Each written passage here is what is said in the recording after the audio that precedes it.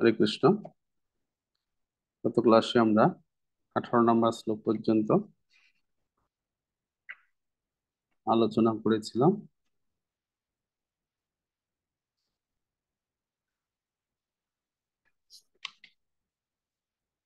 আজকে 19 নম্বর শ্লোক থেকে শুরু। येनं वेत्ति हन्तारं यश्चैनं मन्यते हतम् उभौ तौ न বিজানীত নায়ম হন্তি না হন্যতে। যিনি জীবাত্মাকে হন্তা বলে মনে করেন কিংবা যিনি একে নিহত বলে ভাবেন, তারা উভয়ই আত্মার প্রকৃত স্বরূপ জানেন না, কারণ আত্মা কাউকে হত্যা করেন না এবং কারো দ্বারা নিহত হন না।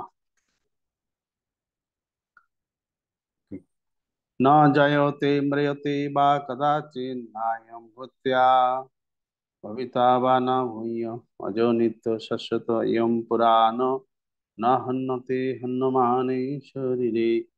আত্মার কখনো জন্ম হয় না বা মৃত্যু হয় না, অথবা পুনঃ পুনঃ তার উৎপত্তি বা বৃদ্ধি হয় না। তিনি জন্মরহিত, শাশ্বত, নিত্য এবং পুরাতন হলেও চিরনবীন। শরীর নষ্ট হলেও আত্মা কখনো বিনষ্ট হয় না। আত্মা নিত্য, চিন্ময়, আর দেহ জড়। আত্মার কোনো পরিবর্তন হয় না, শুধু দেহের পরিবর্তন হয়। কি করে আমরা বুঝতে পারবো যে আত্মার পরিবর্তন হচ্ছে না, দেহের পরিবর্তন হচ্ছে? দেহের পরিবর্তনটা তো আমরা বুঝতে পারি। যেমন ধরুন, আমার যদি পুরোনো একটা ছবি থাকে, 1 বছর পর সেই ছবিটা কিছুটা পরিবর্তন হয়ে গেছে। বা আমার যদি একদম ইয়াং বয়সের কোনো ছবি থাকে, তাহলে এখন আমি নিজে চেক করে দেখতে পারি যে আমার শরীরটা পরিবর্তন হয়েছে। এটা তো বোঝা যায়। কিন্তু আত্মা যে পরিবর্তন হচ্ছে না, আমি কি করে বুঝবো? আত্মা একই থেকে যাচ্ছে, এর কি প্রমাণ আছে? শরীরটা পরিবর্তন হচ্ছে, তার প্রমাণ আমরা দেখতে পাচ্ছি যে হ্যাঁ, শরীর পরিবর্তন হচ্ছে। আত্মা পরিবর্তন হচ্ছে না, এর কি প্রমাণ আছে? বলুন, কি করে আপনারা বুঝাবেন যে না, আত্মা পরিবর্তন হচ্ছে না, আত্মা একই? সেই যে আপনি ছোটবেলায় যে আত্মাটা আপনার ছিল, সেই আত্মাটা এখনোই রয়েছে। না, একই রকম, তার কোনো পরিবর্তন হয়নি। কি করে বুঝবেন আপনি?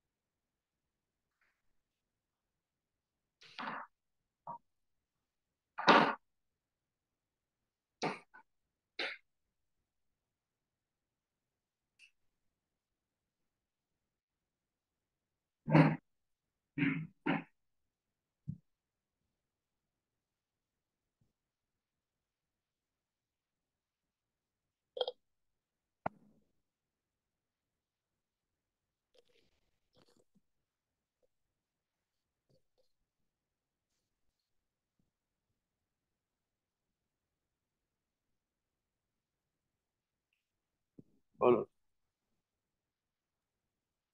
হরে কৃষ্ণা প্রভুজি, প্রণাম। বলছি এই এই তাৎপর্য থেকে আমরা জানতে পারি যে দেহের যেমন পরিবর্তন আপনি বললেন যে আমরা বৃদ্ধ হচ্ছি বা জ্বর ব্যাধি এসব হচ্ছে, কিন্তু আত্মার পরিবর্তন হয় না। তার একটা কারণ, আমরা বৃদ্ধ অবস্থায়ও দেখি মানুষের ভেতরে অনেক সময় উদ্যম থাকে। শৈশবের মতো, যৌবনের মতো আমরা অনেক সময় উদ্যম ভেতর থেকে অনুভব করি।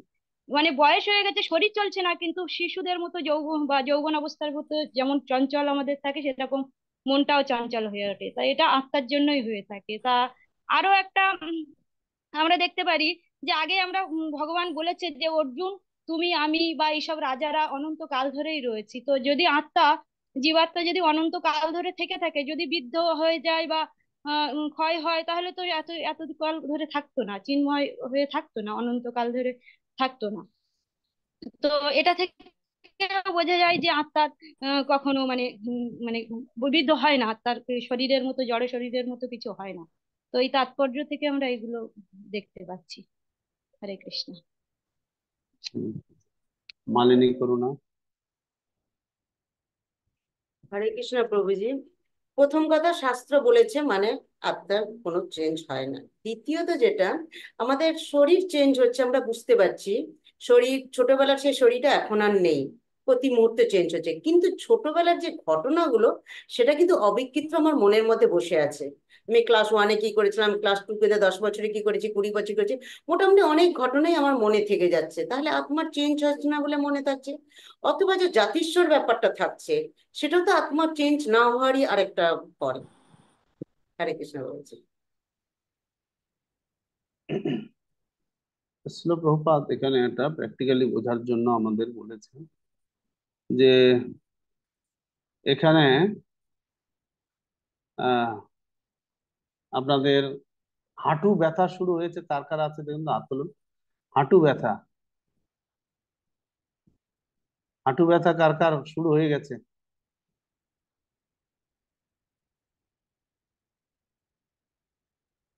কিন্তু দেখতে বুঝেছে, সব তো ছবি ঢাকা, মুখ ঢাকা, ছবি দেখান। কার হাঁটু ব্যথা শুরু হয়েছে? বাবা, এই বয়সে হাঁটু ব্যথা! হুম। আর যাদের হাঁটু ব্যথা হওয়ার কথা তাদের হলো না, আর আপনাদের হাঁটু ব্যথা শুরু হয়ে গেল। আচ্ছা, এই যে মাথার চুল চামড় হয়ে গেছে,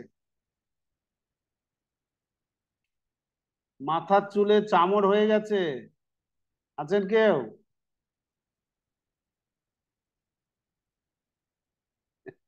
মাথার চুল সাদা হয়ে গেছে, এরকম কেউ আছেন? চামড় হয়ে গেছে বলতে পারছেন না, যেমন সাদা হয়ে গেছে মাথার চুল।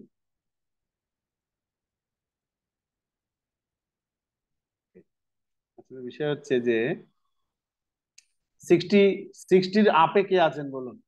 60 আপ বয়স, 60-এর ঊর্ধ্বে হয়ে গেছে।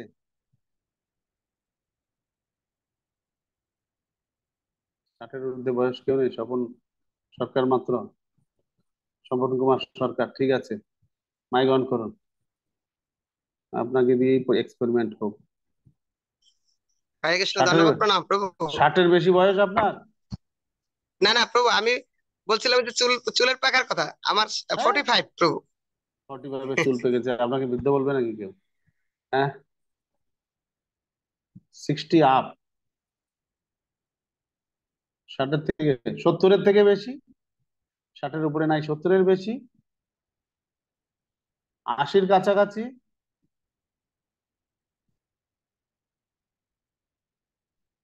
আসলে এই প্রভুপাদ যে কথাটা এখানে বলেছেন সেটা কি সত্যি কিনা আমরা এটা একটু জাস্ট যাচাই করতে চাইছি। আনন্দ আত্মা প্রভুজি, আপনি হাত তুলুন, আপনি মাইক অন করুন। আনন্দ আত্মা, হরে কৃষ্ণ প্রভু। হ্যাঁ, আপনার তো চুল চামড় হয়ে হরে গেছে দেখতে কৃষ্ণ। পাচ্ছি, আপনার তো চুল চামড় হয়েছে দেখতে পাচ্ছি। বলুন, আপনার নাতি নাতনি হয়েছে? হ্যাঁ, নাতি নাতনি আছে প্রভু। আচ্ছা, যা নাতি নাতনিরা খেলা করলে কি আপনারও খেলার ইচ্ছা করে তাদের দেখে? হ্যাঁ, অনেক হ্যাঁ, সময় তাদের সাথে খেলা করতে আমারও ইচ্ছা করে। ইচ্ছা করে, কিন্তু পারেন না, শরীরের সহায়তা দেয় না, তাই তো?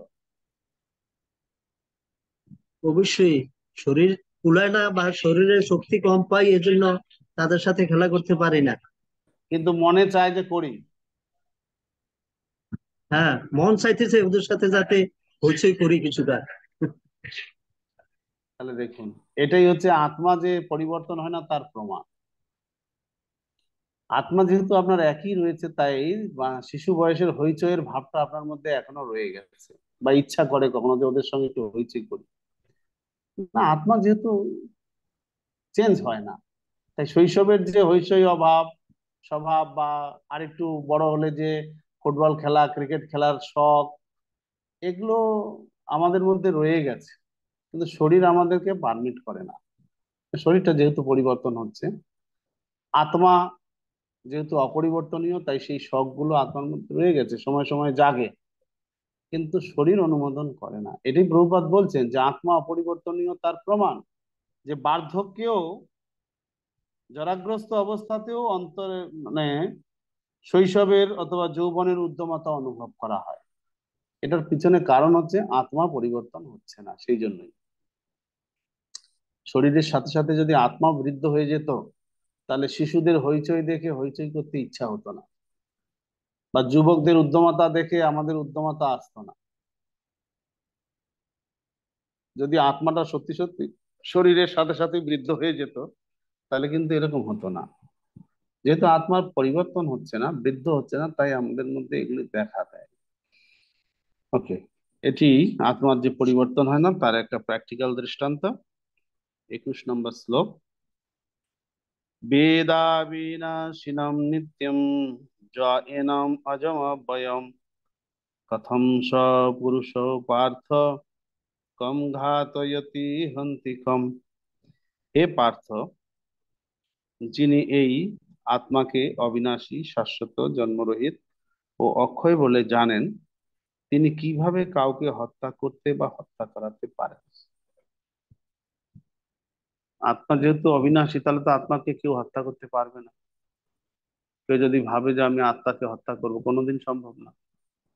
আত্মা তো চিন্ময়, তাকে কাটা যায় না, উম, তাকে রোদ্রে শুকানো যায় না, তা পরিবর্তন হয় না, তাকে কেউ হত্যা করতে পারবে না, যেহেতু আত্মা চিন্ময়, অবিনাশী। বাসাংশ জীর্ণানি যথা বিহায় নবানি গৃহ্ণাতি নরো পরাণি তথা শরীরানি বিহায় জীর্ণান্য জ্ঞানী সংজাতি নবানি দেহি।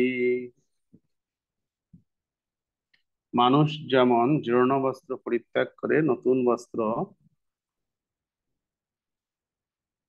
পরিধান করে, দেহিও তেমনি জীর্ণ শরীর ত্যাগ করে নতুন দেহ ধারণ করেন। তো শরীরটাকে বস্ত্রের সঙ্গে তুলনা করা হচ্ছে। শরীরটাকে কোথাও কোথাও আমরা দেখব নৌকার সঙ্গে তুলনা করা হয়েছে, কোথাও কোথাও আমরা দেখব শরীরটাকে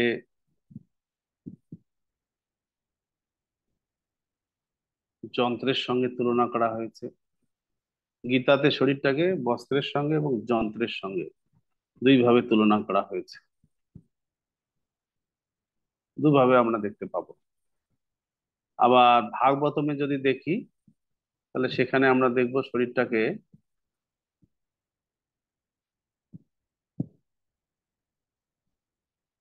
নৌকার সঙ্গে তুলনা করা হয়েছে।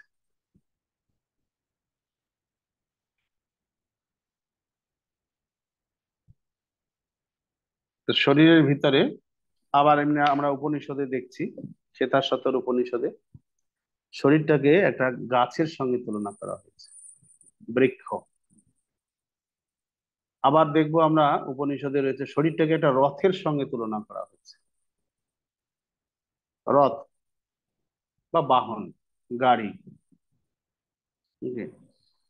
যেমন এই এই তাৎপর্যে শ্বেতাশ্বতর উপনিষদ থেকে উল্লেখ করা হয়েছে, সমানে বৃক্ষে পুরুষ নিমগ্ন অনিশয়া সচতি মুহ্যমানঃ জুষ্টম যদা পশ্যতি অন্যমীশমস্য মহিমানম ইতি বিতোষোক। দুটি পাখি একই গাছে বসে আছে, কিন্তু যে পাখিটি ফল আহারে রত, সে গাছের ফলের ভোক্তা রূপে সর্বদাই শোক, আশঙ্কা এবং উদ্বেগের দ্বারা মুহ্যমান। কিন্তু যদি সে একবার তার নিত্যকালের বন্ধু অপর পাখিটির দিকে ফিরে তাকায়, তবে তৎক্ষণাৎ তার সমস্ত শোকের অবসান। কারণ তার বন্ধু হচ্ছেন পরমেশ্বর ভগবান এবং তিনি সমগ্র ঐশ্বর্যের দ্বারা মহিমান্বিত। তা এখানে পরমাত্মাকে সাক্ষী স্বরূপ পাখি ধরা ধরা হয়েছে এবং জীবাত্মাকে ফল ভক্ষণরত পাখির সঙ্গে তুলনা করা হচ্ছে। তা আমাদের এই শরীরে বৃক্ষের সঙ্গে বা গাছের সঙ্গে তুলনা করা হয়েছে, আর এই শরীর রূপী বৃক্ষে বা গাছে দুটো পাখি, জীবাত্মা এবং পরমাত্মা। নৈনম ছিন্দন্তি শস্ত্রাণি নৈনম দহতি পাবকঃ ন চৈনম ক্লেদয়ন্তাপ ন শোষয়তি মারুতঃ। আত্মাকে অস্ত্রের দ্বারা কাটা যায় না, আগুনে পোড়ানো যায় না, জলে ভিজানো যায় না, অথবা হাওয়াতে শুকানো যায় না।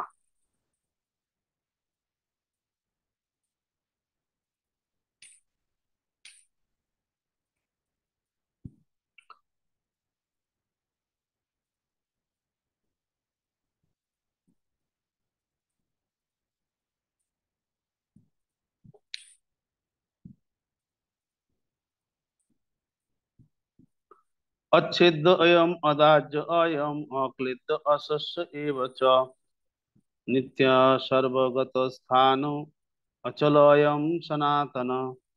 এই আত্মা অচ্ছেদ্য, অদাহ্য, অক্লেদ্য ও অশস্য। তিনি চিরস্থায়ী, সর্বশান্ত, সর্বব্যাপ্ত, অপরিবর্তনীয়, অচল এবং সনাতন। তো আত্মা সম্পর্কে মনে হচ্ছে যেন একই কথা বারবার ঘুরিয়ে বলা হচ্ছে। হুম, একই কথা বারংবার ঘুরিয়ে বলা হচ্ছে। কি কারণ? বাইরে আত্মা যেহেতু ভাঙা যায় না, কাটা যায় না, টুকরো টুকরো করা যায় না, একটা আত্মা ভেঙে আরেকটা আত্মা তৈরি হয় না। তাই যদি হবে আপনার আত্মার সঙ্গে আপনার সন্তানের আত্মার, তাহলে কি তফাৎ বলুন? কি সম্পর্ক? আপনার আত্মা ভেঙে তো আপনার আত্মাটা ভেঙে তো আপনার সন্তানের আত্মা হয়নি। আপনার শরীর থেকে আপনার সন্তানের শরীর হয়েছে, কিন্তু আপনার আত্মাটা থেকে তো আপনার সন্তানের আত্মা হয়নি। তাহলে আপনার সন্তানের আত্মার সঙ্গে আপনার আত্মার কি সম্পর্ক? শারীরিক সম্পর্ক থাকতে পারে, কিন্তু সেটা তো টেম্পোরারি। শরীরটা নষ্ট হয়ে গেলে ভেঙে যাবে।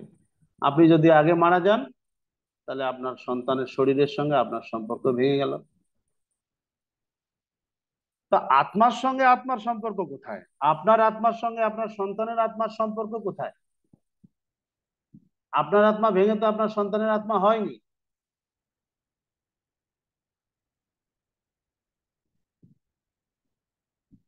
বলুন, কি সম্পর্ক আছে তাহলে আপনার আপনার সঙ্গে আপনার সন্তানের কি সম্পর্ক? আপনার আত্মাটা ভেঙে তো আপনার সন্তানের আত্মা তৈরি হয়নি। আপনার সন্তানের আত্মাটা একটা আলাদা আত্মা, আপনার আত্মা ভেঙে তৈরি হয়নি। তাহলে আপনার সঙ্গে আপনার সন্তানের আত্মার সম্পর্ক কোথায়? অবিরাম শ্রী নিতাই দাস, মাইগন করুন, বলুন। হরে কৃষ্ণ প্রভু, ধন্যবাদ, প্রণাম। আমি বলছিলাম কি, আমার একটা প্রশ্ন অনেকদিন ধরে মনে ছিল, আপনি এখন টপিকসটা উঠিয়েছেন, আমি বলছি। একটা মা যখন গর্ভবতী থাকে, তখনকার ওই সন্তানটা যখনকার ওর মায়ের পেটে থাকে, আপনার টপিকসটাতে আমি আসছি। তো মার পেটে যখন সন্তানটা থাকে, তখনকার মার পেটে কি একটা আত্মা বিরাজমান থাকে না দুইটা আত্মা থাকে? আরে আত্মা ভেঙে তো আরেকটা আত্মা হয় না, সুতরাং মায়ের আত্মাটা ভেঙে সন্তানের আত্মা তো হয়নি।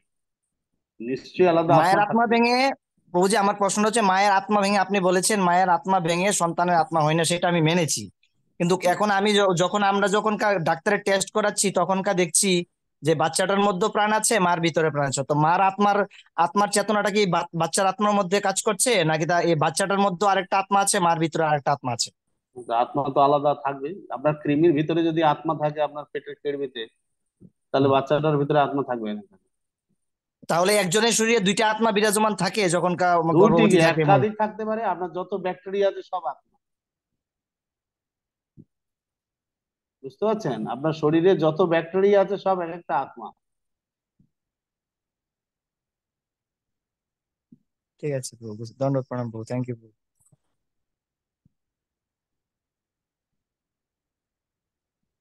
সুবিগ্রহ সিংহ, বলুন। ভগবানের যেহেতু পরমাত্মা, পরমাত্মার সঙ্গে আমরা যেহেতু অংশ, সবাই আত্মা, একটা আত্মার সঙ্গে আরেকটা আত্মার যে সম্পর্ক, সেটা হচ্ছে আত্মীয় সম্পর্ক। কিসের আত্মীয়? একটা কি আত্মার আত্মীয়? সঙ্গে আরেকটা আত্মার যে সম্পর্ক, কি, যে কোথায়? তো ভগবানের কোনো তো সম্পর্কই নাই। কোথায় সম্পর্ক? জোর করে সম্পর্ক বানালেই হবে? ভগবানের অংশ প্রকাশ করবো। ভগবানের অংশ প্রকাশ হয়েছে, আপনার তো আর অংশ প্রকাশ নয়। তাহলে আপনার সঙ্গে কি সম্পর্ক? না, ভগবানের সঙ্গে সম্পর্ক আছে, আপনার সঙ্গে তো সম্পর্ক নেই। গৌরচন্দ্র দয়ানিধি। হরে কৃষ্ণ প্রভু, আত্মার সঙ্গে আমাদের কোনো সম্পর্ক নেই। মানে আত্মা, আমরা সবাই ভগবানের থেকে এসেছি, ভগবানের অংশ। তাই আমাদের সন্তানের সঙ্গে যে আমাদের সে সম্পর্ক, ওটা দেহের সঙ্গে সম্পর্ক, আত্মার সঙ্গে কোনো সম্পর্ক নেই। আত্মার সঙ্গে কোনো সম্পর্ক নেই, তাহলে আপনার ছেলেকে এত ভালোবাসেন কেন? ওটা মানে শারীরিক ভাবে দেহগত সম্পর্ক। স্মৃতিপূর্ণ চিত্রা বলুন। হরে কৃষ্ণ প্রভুজি। এখানে আমি আমার বাবা মায়ের থেকে জন্মেছি, তো দেহগত দিক থেকে ওদের সম্পর্ক আছে, কিন্তু আত্মার সঙ্গে অ্যাকচুয়ালি আমরা সব জীবাত্মারা পরমাত্মার অংশ। তো সেদিক থেকে পরমাত্মার অংশ হিসেবে জীবাত্মাদের একটা সম্পর্ক আছে আমার যেটা মনে হয়। সেটা হচ্ছে আমরা তো প্রত্যেকেই ভগবানের নিত্য দাস, তো আমরা যেহেতু এখানে আসছি মায়ার জালে আবদ্ধ হয়ে পড়ছি, তাই আমাদের স্বরূপটা বুঝতে পারছি না। তো দেহগত দিক থেকে আমার বাবা আমার মা আমাকে খুব ভালোবাসে, কিন্তু আত্মাগত দিক থেকে একটা আন্তরিক সম্পর্ক আছে, সেটা হচ্ছে আমরা প্রত্যেকেই ভগবানের দাস, কিন্তু আমরা ভুলে গেছি সেই জিনিসটা। তো সম্পর্ক আছে আত্মা জীবাত্মাদের ভেতরে, এটাই। শ্রীরাম চিন্তিতা কি বলবেন বলুন। এখন আমি উত্তরটা পাওয়ার পরে তারপর আরেকটা আমার ভিতরে প্রশ্ন জেগেছে, তা আমি আবার হাতটা উঠিয়েছি প্রভু, দণ্ডবত প্রণাম। তাহলে কি একটা একটা একটা মানুষের ভিতরে একের অধিক আত্মা থাকতে পারে? তাহলে আমি আমার হুম পেটের মধ্যে অনেক কৃমি আছে, হুম মার পেটে যেমন সন্তান থাকে আমার অনেক, তাহলে কি একজনের ভিতরে একের অধিক আত্মা থাকে? একটা একটা একটা আমার আমার একটা থাকবে না শরীর, কেন? হ্যাঁ। তো তো সেটা আপনার শরীরের ভিতরে আরেকটা শরীর নিয়ে আছে সে। আপনার শরীরের ভিতরে আরেকটা শরীর তৈরি করে সেখানে সে রয়েছে। আপনার শরীরের ভিতরে যদি আরেকজন আত্মা ঢুকে, তাহলে তো আপনার সঙ্গে ফাইটিং শুরু হয়ে যাবে। অন্য কোনো শরীর মনে করুন নাই, হুম। সে আপনার শরীরের মধ্যে সে থাকতে চাইছে। অন্য আপনার শরীরের ভিতরে সেকেন্ড কোনো শরীর তার নেই, তাহলে তো আপনার সঙ্গে তার যুদ্ধ হবে। আপনি বলবেন আমি দেবো না, জায়গা দেবো না, ও বলবে না আমাকে থাকতে দিতে হবে। এই যেমন ধরুন ভূত, আপনার হ্যাঁ। শরীরে যদি ভূত ঢুকে যায়, তো তার তার যদি ঢুকে যায়, সন্ধ্যার সময় নাম নিতে নেই তাদের, তেনারা অনেক উচ্চতরের মানুষ, তাদের নাম নিলে যদি ঢুকে যায় আপনার শরীরে, তো সে তো আপনার সঙ্গে আপনাকে কবজা করে নিয়ে তার মতো চলতে থাকবে। হতে পাওয়া লোক দেখেছেন? হ্যাঁ প্রভু, দেখেছি প্রভু। আমাদের শরীরে যত একাধিক আত্মা রয়েছে, প্রত্যেকটা আলাদা আলাদা শরীরের ভিতরে রয়েছে। তাই আমাদের আত্মাটার সঙ্গে তাদের কোনো মানে অসুবিধা হচ্ছে না, কোনো ফাইটিং হচ্ছে না। কিন্তু সে যদি অন্য কোনো শরীর না নিয়ে শুধু শুধু আমার শরীরের মধ্যে ঢুকে ঢুকে যেতে চায়, তাহলে আমার আত্মার সঙ্গে তার ফাইটিং হবে। হ্যাঁ ফাইটিং শুরু হয়ে যাবে। হয় আমি জিতবো, নাহলে ভূতে সে ভূতে জিতবে। প্রভু, আজকে এই প্রশ্নটা উত্তরটা পেলাম। আমি অনেকদিন ধরে এই অনেক মানে প্রশ্নটার ভিতরে অনেকভাবে ইয়ে করছিল। হ্যাঁ, অসংখ্য ধন্যবাদ প্রভু, দণ্ডবত প্রণাম, থ্যাংক ইউ প্রভু। কিন্তু আমার প্রশ্নটার উত্তর তো আমি পেলাম না। আমার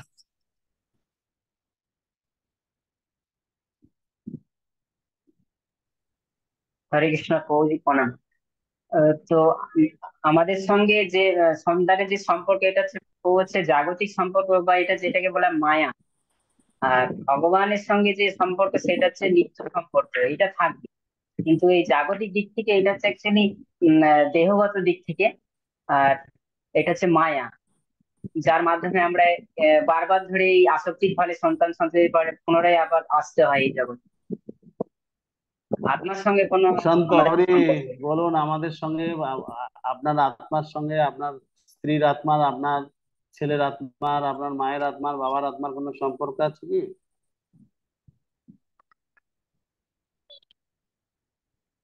হরে কৃষ্ণ, ধন্যবাদ প্রণাম প্রভু।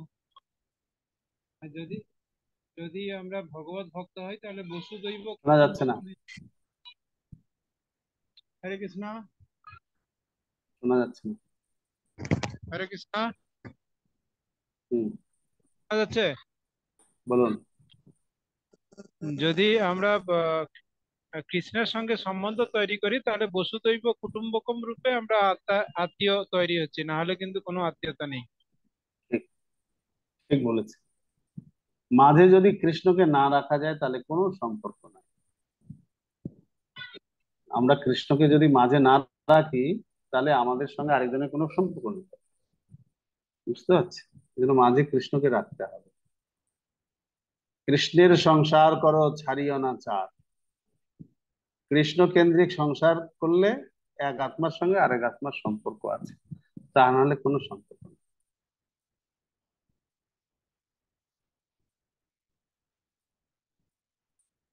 ওকে, তা আত্মা সম্পর্কে এই যে একই ধরনের কথা আমরা শুরু করেছি, পরপর একই কথা শুনছি। 24 নম্বর শ্লোকে এসে দেখছি যে আত্মা সর্বগত, আত্মা সব জায়গায় আছে। এই জগতে, এই ব্রহ্মাণ্ডে এমন কোনো জায়গা বাকি নেই যেখানে আত্মা নেই।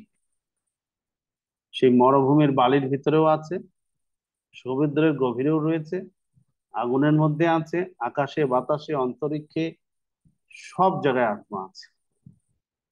শুধু একটা অনুকূল শরীর যদি পায় তাহলে সেখান থেকে একটা শরীর ধারণ করবে। আপনারা কারা কারা দেখেছেন পুরাতন বাড়ি, দেওয়াল নানা রকম শ্যাওলা হয়ে গেছে, বা দেওয়াল ফেটে নানা রকম গাছগাছালি হয়ে গেছে, কোথাও বট গাছ, কোথাও বা অন্য কোনো জংলা গাছ হয়ে গেছে, দেখেছেন আপনারা? কি করে হচ্ছে বলুন তো? সেগুলোকে গাছ লাগিয়েছে কেউ ওখানে? এই যে অনেক প্রাচীন বাড়ি, অনুজয় মিস্ত্রি মন্ত্রী, বললেন কিসের মন্ত্রী আপনি? প্রাচীন বিল্ডিং, ভাঙা ভাঙা বিল্ডিং হরে এর কৃষ্ণ। দেখেছেন হরে কিছু? কৃষ্ণ প্রভু। হ্যাঁ, হ্যাঁ হ্যাঁ, পুরোনো বাড়িতে দেখেছি, আমাদের গ্রামের বাড়িতে দেখেছি। কে লাগিয়েছে গাছগুলো? না, কেউ লাগায়নি, ওটা অটোমেটিক হয়েছে। মানে কি কি করে দেওয়ালের হলো? মধ্যে শ্যাওলা জমি বা ড্যাম্পের থেকে হতে পারে। কি করে? ড্যাম্প হয় না অনেক সময়, বাড়ির দেওয়ালের মধ্যে জল ঢুকে যায়, সেখান থেকে পুরোনো বাড়িগুলো জল ঢুকে যায় দেওয়ালের মধ্যে, হুম, তো জল সেখান ঢুকলো থেকে। ঠিক আছে, তার মানে জল থেকে হয়েছে নাকি? সেটা তো জানা নেই, কিন্তু আমি দেখেছি, সেইটার জন্য হ্যাঁ, হাত দেখেছি তো, তুললাম। আমিও দেখেছি। এই গাছগুলো হচ্ছে কি করে? কেউ লাগায় না অথচ হয়ে যাচ্ছে, কি করে হচ্ছে? সেই সাগর চৌহান সম্বন্ধে বলুন, আইডিয়া। কি করে হচ্ছে? হরিকৃষ্ণ প্রভু, ধন্যবাদ, প্রণাম। শোনা হুম, যাচ্ছে কথা আমার? হ্যাঁ, ওইটা আর কি প্রভু, জীবগুলো থাকে বৃষ্টির কারণে, অনুকূল পরিবেশ পাওয়ার কারণে ওইটা আবার অঙ্কুরিত হয় কি থাকে? মাটির বীজ? মধ্যেই ওই রকম দেহ ধারণ করে। এর হ্যাঁ। উত্তরটা হচ্ছে যে আত্মা সব জায়গায় রয়েছে, সব জায়গায় আত্মা আছে। সে পাথরের মধ্যেও আত্মা আছে, দেওয়ালের মধ্যেও আত্মা আছে, সব জায়গায় আত্মা আছে। শুধু একটা অনুকূল পরিবেশ, যদি দেহ ধারণের অনুকূল পরিবেশ পায়, সেখান থেকে ঠিক একটা শরীর পেয়ে যাবে। সে বট গাছ হতে পারে, সে ফাঙ্গাস হতে পারে, ঢেঁকি শাক হতে পারে, অনেক জঙ্গল গাছ হতে পারে, হতে পারে ব্যাঙের ছাতাও হতে পারে। ব্যাঙের ছাতা দেখেছেন আপনারা? তো যে কোনো কিছু একটা হয়ে যেতে পারে, যে কোনো একটা শরীর ধারণ করতে পারে, শুধু অনুকূল পরিবেশ পেলে। কারণ আত্মা সব জায়গায় আছে। আগুনের মধ্যেও আত্মা আছে, প্রভুপাদ তাৎপর্য লিখছেন। আগুনে, সূর্যের মধ্যেও আত্মা আছে, তো সেখানকার তার শরীরটা আগুনের শরীর। জলের মধ্যে যে আত্মাগুলো আছে তাদের শরীরটা জলজ শরীর, যেমন মাছ, আমাদের জলের ভিতর ঢুকিয়ে রাখলে মরে যাবো আমরা, আবার মাছকে ডাঙায় তুলে নিয়ে আসলে মাছ মরে যাবে। তো মাছের শরীরটা জলের জন্য অনুকূল, জলের অনুকূল স্থিতিতে মাছের শরীর ঠিক আছে, ডাঙার জন্য অনুকূল না। আমাদের শরীরটা ডাঙায় অনুকূল, জলে অনুকূল নয়। তা অনুকূল একটা পরিবেশ পেলে জীবাত্মা সেখানে একটা শরীর ধারণ করে। তা আত্মা সব জায়গায় রয়েছে, জলে স্থলে অন্তরিক্ষে সব জায়গায় আত্মা আছে। এই যে বিজ্ঞানীরা বলে থাকেন যে মহাকাশে তারা বিভিন্ন গ্রহ নক্ষত্রে যাচ্ছে, সেখানে কোনো আত্মার প্রাণের অস্তিত্ব নাই, জল নাই, অনেক কিছু বলেন। জল না থাকতে পারে, কিন্তু আত্মা সেখানে আছে। অনুকূল পরিবেশ পেলে সেখানে একটা শরীর ধারণ করবে। মরুভূমিতে আমি মাঝে মধ্যে মিডল ইস্টে যেতাম, তো ওখানে বৃষ্টি তেমন হয় না, কখনো কখনো বৃষ্টি হয়ে গেলে ন্যাড়া পাহাড়গুলো রয়েছে, বিশেষ করে ওমানে। ওমানে নেড়া পাহাড়গুলোর মধ্যে বৃষ্টি যখন পড়ে, 2-3 দিন পর, 2-3 দিনের মাথায় একটু সবুজ গ্রিন হয়ে যায়। প্রচন্ড তাপ সেখানে, মানে ঘাস গজিয়ে যায় বৃষ্টি হয়ে গেলে। তা না হলে আবার যখন প্রচন্ড তাপ পড়ে যায় সব ঘাস শুকিয়ে মরে শেষ। এগুলো কেন, কি করে? না, ওর মধ্যে আত্মা রয়েছে। বৃষ্টি পাওয়ার ফলে এটা অনুকূল স্থিতি পেয়েছে, তাই এটা ঘাস হয়ে জন্মগ্রহণ করেছে। এগুলো আমরা দেখি। আত্মা সব জায়গায় রয়েছে, আত্মা সর্বগত। আত্মা সর্বগত হলেও যে আত্মা পরমাত্মার সমান বা সব দিক থেকে সমান তা কিন্তু নয়। পরমাত্মা, যেখানে আত্মা আছেন সেখানেই পরমাত্মা আছেন। পরমাত্মা আত্মার নিত্য সঙ্গী, সবসময় আত্মার সঙ্গে থাকবে। যে শরীরে আত্মা যাবে বা শরীরের মধ্যে না যাক, এমনি পড়ে থাকুক, তাও পরমাত্মা তার সঙ্গে থাকবে। যে কোনো শরীরে গেলে পরমাত্মার সঙ্গে যাবে, আর কোনো শরীরে না গেলেও আত্মা যদি চুপচাপ পড়ে থাকে, এমনি বাতাসে ভাসে বা মাটির তলায় পড়ে থাকে, তথাপি সেখানে পরমাত্মা আত্মার সঙ্গে থাকবেই। আত্মার নিত্য সঙ্গী হচ্ছে পরমাত্মা। তো বারংবার আমরা দেখছি আত্মা সম্পর্কে একই কথা বলা হচ্ছে। 25 নম্বর শ্লোক, অবক্তোয়ম অচিন্ত অয়ম অবিকার্যয়ম অচ্যুতে তস্মাদেবং বিদিত্বৈনম নানুশচিতুম অর্হসি। এই আত্মা অব্যক্ত, অচিন্ত, অবিকারী বলে শাস্ত্রে উল্লেখ করা হয়েছে। অতএব এই সনাতন স্বরূপ অবগত হয়ে দেহের জন্য তোমার শোক করা উচিত না। আত্মা সম্পর্কে বারবার বারবার একই কথা ঘুরিয়ে ফিরিয়ে বলার কি কারণ? কেন আত্মা সম্বন্ধে এক কথা বারবার ঘুরিয়ে বলা হচ্ছে? আপনারা ছোটবেলায় তাদেরকে এই বাড়িতে পড়ার জন্য মায়েরা বা যদি ঠাকুমা থাকতেন, বিশেষ করে মা, কাদেরকে বলেছে পর পর পর পর? বলো, ছোটবেলায় এই একই রেকর্ডটা কারা কারা শুনেছে?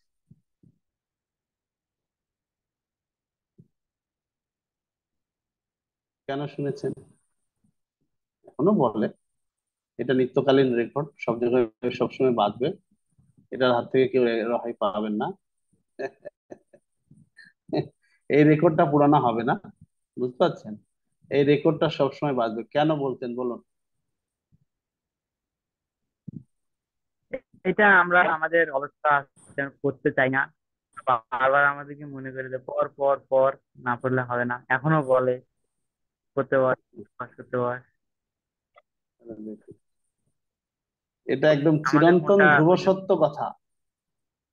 এই এর যে আজকে মা হয়েছে বা যে আজকে শিশু কন্যা, সে মা হয়ে গেলে সেও তার সন্তানকে একই কথা বলবে, পর পর পর পর পর। তার কারণটা কি?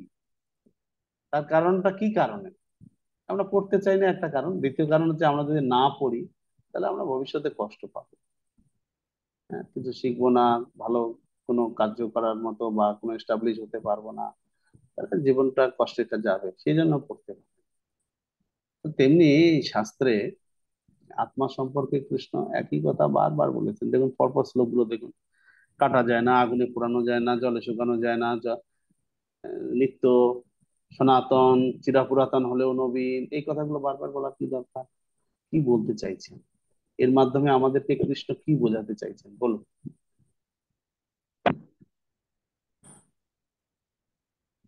একটা কথা এখানে বারবার বোঝাতে বললে, চাইছে আত্মা হুম, আমাদের বারবার মনে করিয়ে দিচ্ছে আমাদের অজ্ঞানতা আছে, আমরা যদি না জানি এটা বিষয়ে তাহলে আমরা এটা নিয়ে অনেক ভালো কথা ভাববো যে আত্মা কাটা যায়। অনেকে বলে যে আত্মাকে আত্মাকে কষ্ট দিয়ে অনেক কিছু কর্ম করা যায় না, আত্মাকে কষ্ট দিয়ে কি লাভ। হ্যাঁ, যে আমরা যদি এই জ্ঞানটা যদি না জানি তাহলে ওই ব্যক্তিদের কথায় আমরা কি হবো, মোহিত হয়ে ঠিকই তো, আত্মাকে কোনো কষ্ট দিয়ে কোনো কিছু করা যায় না, এটা তো ঠিক বলছে। এই জন্য ভগবান গীতায় অর্জুন অর্জুন একই কথা বলছিল যে আত্মীয় স্বজনকে হত্যা করে কি হবে? হ্যাঁ, এটা তো পাপ হবে, এদেরকে হত্যা করা ঠিক নয়, বর্ণ সংকট হবে, অনেক কিছু বলছেন। তখন ভগবান অর্জুনকে এই কথা বারবার বলছে যে আত্মাকে কাটা যায় না, আত্মাকে কোনো কিছু করা যায় না, আত্মা চির শাশ্বত।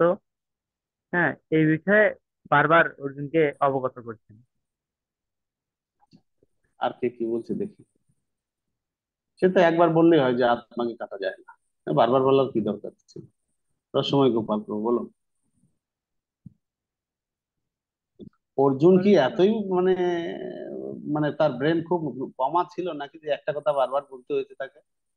মানে একটা কথা বারবার বলতে হয় যে ছাত্রগুলো একদম কমা, এই জন্য বারবার বলতো। তো অর্জুন কি এরকম কোনো বোকা ছাত্র ছিল নাকি যে আত্মা সম্পর্কে তাকে বারবার বলতে হয়েছে? হরে কৃষ্ণ প্রভু, ধন্যবাদ প্রণাম। না প্রভু, অর্জুন সেমন ছিলেন না, কিন্তু অর্জুনের মাধ্যমে আমাদেরকে শিক্ষা দিয়েছেন। আমরা যেহেতু মানে সেমন কোনো জ্ঞানই নাই, তার জন্য আমাদেরকে সব সময় বলছেন যে আত্মার সম্পর্কের কথাগুলো, যাতে আমরা সবসময় নিজেকে মনে রাখতে পারি আমরা এই শরীর থেকে ভিন্ন আত্মা। আর প্রভুপাদও এই কথাটাই বলেছেন ওনার ক্লাসে। উনি সবসময় বলতেন যে আমরা এই শরীর না, আমরা আত্মা। তো ওনাকে একজন জিজ্ঞাসা করেছিলেন, ওনার শিষ্য তখন বলেছেন যে প্রভুপাদ, আপনি যে রোজ এই কথাটা বলেন কিসের জন্য? তখন প্রভুপাদে বললেন যে যতদিন পর্যন্ত তোমাদের আত্মজ্ঞান না হয় আমি বারবার বলবোই। সেটাই আমাদের প্রভুপাদ আত্মজ্ঞান হওয়ার জন্য না হয় বারবার বলতেন আমরা দেহ নই আত্মা, কিন্তু আত্মাকে কাটা যায় না, জলে পুরানো যায় না, আত্মা এই হবে না সেই হবে না, আত্মা চিরনবীন শাশ্বত পুরাতন নবীন, এই সমস্ত কথাগুলো বারবার বলার জন্য কি দরকার ছিল? আমরা দেহ নই আত্মা আমরা বুঝতে পারছি না সেই জন্য বলছেন, ঠিক আছে, কিন্তু আত্মা সম্পর্কে শুধু এরকম কথা বলার কি দরকার? বলুন। করুণাময়ী মাননী। হরে কৃষ্ণ প্রভুজি। প্রথম কথা আছে অর্জুনের থ্রু দিয়ে প্রভুজি ভগবান আমাদের জানা দিয়েছেন যে এটা কত গুরুত্বপূর্ণ জিনিস। এটাকে জানা জীবনের উদ্দেশ্যের মধ্যে একটা, যে আত্মা কি দেহ কি, এইটার পার্থক্য বোঝানোর জন্যই এতবার করে উনি আত্মার না না না, সে ডেফিনেশন। ঠিক আছে, দেহ আত্মার পার্থক্য তো আমরা বুঝে গেছি, কিন্তু আত্মাকে নিয়ে তো বারবার বলার কি দরকার আছে? আত্মা কাটা যায় না, জলে ধোয়া যায় না, আগুনে পুরানো যায় না, রোদ্রে শুকানো যায় না, এই এই সমস্ত বারবার গুলো বলার কি দরকার? পরপর শ্লোকে বলেছেন, একটা শ্লোকে বললেই হয়ে যেত, এতগুলো শ্লোকে বলার কি দরকার? আত্মার গুরুত্বটা বোঝানোর জন্য আমাদের এক কথা বারবার যখন আমরা বলি কি সেটা গুরুত্বপূর্ণ জিনিস, সেটা বোঝাটাই হচ্ছে সার। কি জিনিস বুঝতে বলতে চেয়েছেন আত্মা সম্পর্কে? যে আত্মা নিত্য, হ্যাঁ ঠিক এটা আছে, আত্মনিত্য। সেটা বোঝাচ্ছেন যে অর্জুন বলছে আত্মা যখন নিত্য তখন আমি যা বলছি সেটা করো। সেই যুদ্ধে কে মরবে কার দেওয়া প্রীতিপূর্ণ, উচিত। প্রীতিপূর্ণ চিত্রা, হরে কৃষ্ণ। প্রীতিপূর্ণ চিত্রা বলুন। হরে কৃষ্ণ একটা প্রভু। বিশাল মেসেজ তো এর পিছনে আছে, একটা তো হ্যাঁ, মেসেজ রয়েছে, একটা কথা যখন বারবার বলা হচ্ছে এর পিছনে তো একটা বিশেষ শিক্ষণীয় বিষয় আছে, সেটা কি? হ্যাঁ, আমার যেটা মনে হয় যে ভগবান ওই একটাই জিনিস বারবার বোঝাচ্ছে একই কথার মাধ্যমে, যে আত্মা শাশ্বত, এবং আমরা যদি এই শরীরের মায়ার বন্ধন থেকে মুক্ত হয়ে যাই তাহলে এই শাশ্বত আত্মা মানে অনন্তকাল ধরে শাশ্বত অবস্থায় থাকবে, এবং এটা শাশ্বত, এটা পবিত্র। তো এই কথাটা অনেক বারবার মানে বোঝাচ্ছে আত্মা শাশ্বত। সে তো আমরা এই বুঝে গেছি, কিন্তু আত্মা শাশ্বত বলে যে এই কথাটাকে বারবার বলতে হবে, এটা তো কোনো মনে হচ্ছে না। এক কথা। বলুন। প্রণাম প্রভু। আমার যেটা মনে হচ্ছে যে হ্যাঁ, অর্জুন যে যুদ্ধ চাইছিলেন না, ওনার আত্মীয় স্বজনদের দেখে উনি বিষাদগ্রস্ত হয়েছিলেন। তো এটাই বলার চেষ্টা করছেন যে যাদের তুমি মারবে তারা একটা শরীর, তাদের আত্মাকে তুমি মারতে পারবে না, আত্মাকে হত্যা করা যাবে না। ওনারা আছেন এবং ভবিষ্যতেও থাকবেন। সেইটাই জন্য বলার জন্যই বারবার উনি আচ্ছা, এটার জন্য বিমান কুমার সিং। হ্যাঁ প্রভু, এই মানে বারবার এই কথাটা বলার কারণ হচ্ছে আমাদের মানে অর্জুন বারবার তার কর্তব্য কর্ম থেকে বিচ্যুত হয়ে যাচ্ছিল, তার মন মর্যাদা ধূলিসাৎ করার জন্য যৌতিকতা দেখাচ্ছিল। তাই জন্য বারবার কর্তব্য কর্ম থেকে যাতে বিচ্যুত না হয়ে যায়, তাই জন্য আত্মার এতগুলো ডেফিনেশন দিল। সর্বগুণ হরে সুচিত্রা দেবী দাসী। হরে কৃষ্ণ প্রভু জি, ধন্যবাদ প্রণাম। হ্যাঁ, আমার মতে মনে হচ্ছে যেটা, যে ভগবান আমাদেরকে এই দেহগত স্বরূপ থেকে বেরোতে বলছে, বেরিয়ে আত্মতত্ত্বে উপলব্ধি হওয়ার জন্য এটাকে বলা হচ্ছে। কারণ আমাদের এতবার তো আমাদের গুরু মহারাজ, আমরাও তো দেখি সবাই আমাদেরকে বলে যে আমরা দেহ নয় আত্মা, কিন্তু বুঝতে পারি মায়ার বন্ধনে আবদ্ধ হয়ে পড়ি। সেহেতু ভগবান এটার মাধ্যমে বোঝাচ্ছে যে আমাদের দেহগত স্বরূপ থেকে বেরিয়ে না না, দেহ আত্মস্বরূপে নয় আসতে। আত্মা, দেহ নয় আত্মা যদি পুরো গীতাটাই বলতেন তাও আমাদের আপত্তি ছিল না, কিন্তু সেটা তো বলেননি। তিনি শুধু আত্মা সম্পর্কে এত কথা বলেছেন। সেটা কি জন্য বলেছেন? দেহ নয় আত্মা, ঠিক আছে, সেটা বলুক না, বারবার শুনলে যতবার শুনবো ততই আমাদের লাভ, কিন্তু আত্মাকে নিয়ে এত কথা বলার কি দরকার? এটাই আমার প্রশ্ন। আমরা যাতে এই মায়ার মাধবী বন্ধনে স্বরূপা, মাধবী স্বরূপা। হরে কৃষ্ণ প্রভু, প্রণাম। হুম, প্রভু শুনতে পাচ্ছেন? হ্যাঁ। হ্যাঁ প্রভু, বলছি যে কেউ আত্মীয় হোক বা কেউ মারা গেলে কারোর প্রতি শোক হবে না। ও, আত্মার আমরা যাতে শোক না করি, কারোর জন্য শোক না করি সেই জন্য। সুন্দর রাস, বলুন। হরে কৃষ্ণ, ধন্যবাদ, প্রণাম প্রভু। আমার মনে হচ্ছে যে আমরা সবাই মায়াবদ্ধ জীব। তাই আমাদের কোনো ফ্যামিলি থেকে কেউ যদি চলে যায়, আমরা জানি যে আমরা দেহ নই, আমরা আত্মা। কিন্তু কেউ যদি আমাদের ফ্যামিলি থেকে চলে যায়, আমরা বিশ্বাস করতে পারি না যে তিনি কোনো ঊর্ধ্বলোকে বা কোনো নিম্নলোকে চলে গিয়েছে। আমরা মনে করি যে তারা আগুনে হয়তো চলে গিয়েছে, বা তারা শেষ, তারা ফিনিশ। এর জন্য আহ কুরুক্ষেত্রের যুদ্ধে এরকমও হয়েছিল ঠিক আছে, যে অর্জুন যুদ্ধ অপ করতে অপ চাচ্ছিল অপ না। অপ, ঠিক আছে, অপ, মেসেজটা ঠিক আলাদা কিছু রয়েছে। এটা তো অলরেডি হয়েছে, অপোজিট। হ্যাঁ বলুন। হরে কৃষ্ণ প্রভু, প্রণাম। এখানে আমরা এই আত্মার কথা বারবার বলা হচ্ছে এই জন্য যে আমরা যাতে আত্মার অস্তিত্বকে উপলব্ধি করতে পারি, সেজন্য এই আত্মার কথা বারবার কি আমাদের সেটা, কি বলা হয়েছে। আত্মার অস্তিত্বটা কি?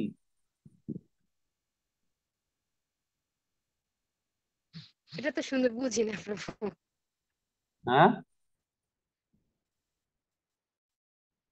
আত্মার অস্তিত্বটা উপলব্ধি করতে পারি মানে কি? আত্মাকে নিয়ে কি উপলব্ধি করবো আমরা?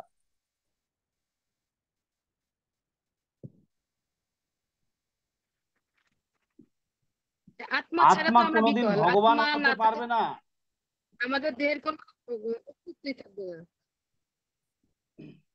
আত্মা কোনোদিন ভগবান হতে পারবে না, এটা উপলব্ধি করানোর জন্যই বারবার এই কথাটা বলা হচ্ছে। যে কথাটা উনি 12 নম্বর শ্লোকে বলেছেন, আমি তুমি এই রাজারা অতীতেও ছিলাম, বর্তমানে আছি, ভবিষ্যতেও থাকবো, ওই কথাটা কি বোঝানোর চেষ্টা করছে। আত্মা কোনোদিন ভগবান হবে না, আত্মা আত্মাই থেকে যাবে। নির্বিশেষবাদীরা বলে থাকেন যে আত্মা একসময় মায়া মুক্তি হয়ে গেলে ভগবান হয়ে যাবে, কোনোদিন হবে না। এই জিনিসটা বোঝানোর জন্যই এত কথা বারবার আত্মা সম্পর্কে বলেছে।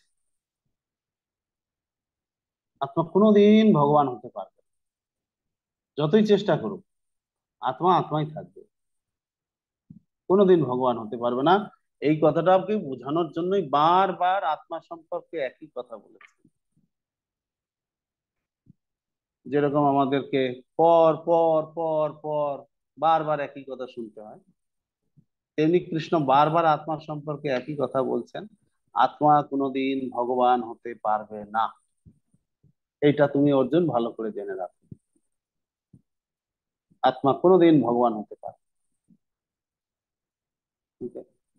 আত্মা নিত্য, সবই ঠিক আছে, কিন্তু তাই বলে আত্মা কোনোদিন ভগবান হতে পারবে না।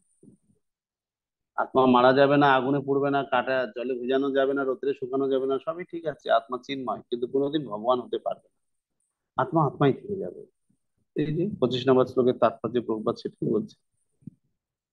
আঙ্গুল ফুলে কোনোদিন কলা গাছ হবে না, একটা কথা আছে বাংলায়, আঙ্গুল ফুলে কলা গাছ। আঙ্গুল ফুলে কলা গাছ, আঙ্গুল ফুলে গেলে, কারো আঙ্গুল হয়তো ফুলে গেছে, তার মানে কি সেটা কলা গাছ হয়ে যাবে? জীবাত্মা জড়দেহেই থাক বা জড়দেহ থেকে মুক্তই হোক, কোনোদিন ভগবান হতে পারবে না। এটা বোঝানোর জন্যই ভগবান শ্রীকৃষ্ণ বারংবার বারংবার একই কথা পুনরাবৃত্তি করলেন। তো আত্মা সম্পর্কে আমরা এই যে শুরু হয়েছে 12 নম্বর শ্লোক থেকে 25 নম্বর শ্লোক পর্যন্ত আত্মা নিয়ে নানা কথা শুনলাম। এখন আপনার আত্মা সম্পর্কে কতটা আপনাদের ধারণা স্পষ্ট হয়েছে আমি এখন একটু বিচার করব। তো আমি আপনাদেরকে একটা কেস স্টাডি করতে দিচ্ছি, আপনারা বিচার করে বলবেন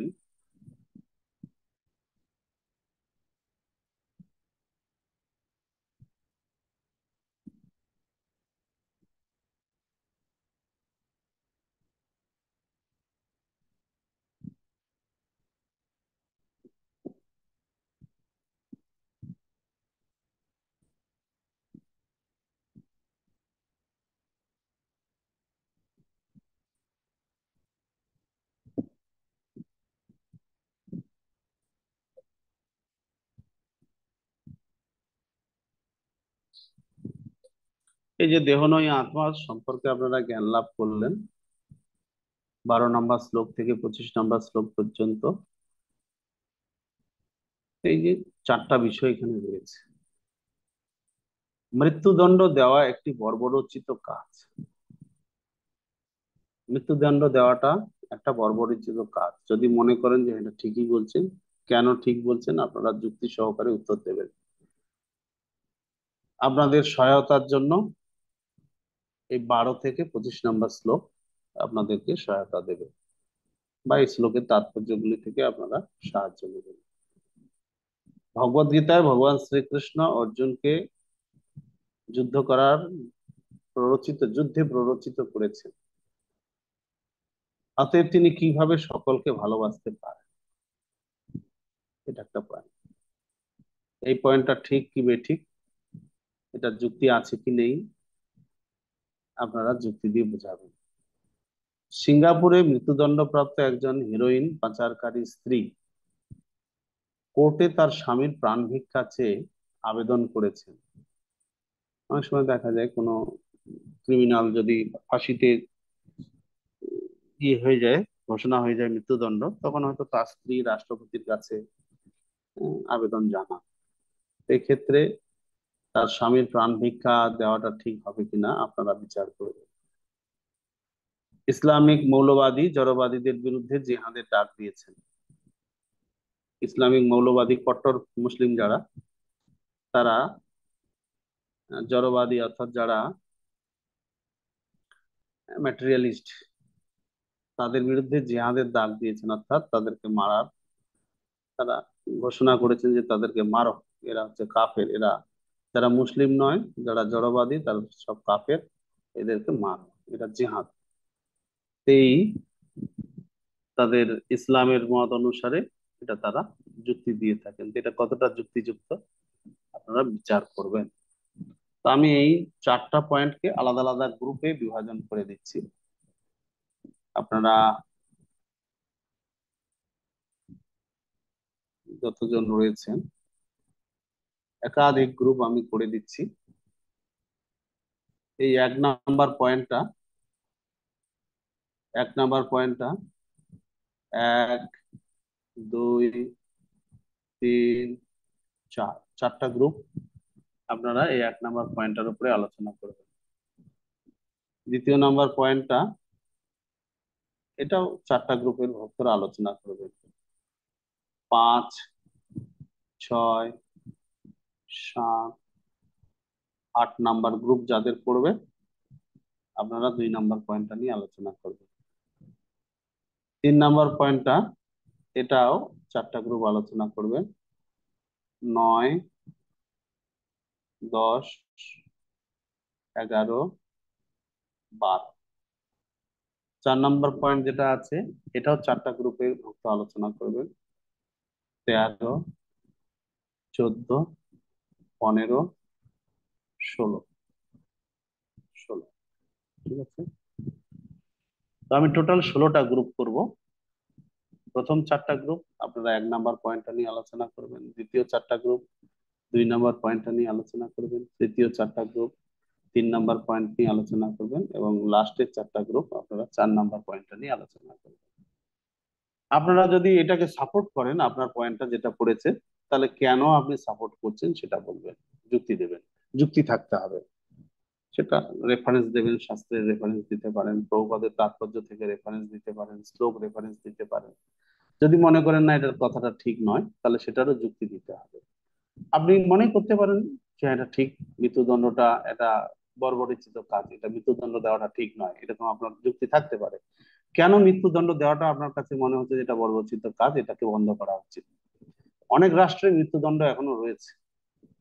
ইসলামিক কান্ট্রি যান, এগুলোকে মৃত্যুদণ্ড, কেউ কিছু একটা ভুল করলে একদম মুন্ডুচ্ছেদ, ফাঁসি না মুন্ডুচ্ছেদ করা হয়েছে। এই কাজটা কি মৃত্যু বর্বরোচিত? যদি হয় তাহলে আপনি কেন এটাকে বর্বরোচিত বলছেন, এর অল্টারনেটিভ আপনি কি আশা করছেন, বা কি রকম হওয়া উচিত বলে মনে করছেন, ইত্যাদি। তা আমি এখন আপনাদের এই গ্রুপগুলো দিলাম, আপনারা গ্রুপের মধ্যে আলোচনা করবেন। হুম,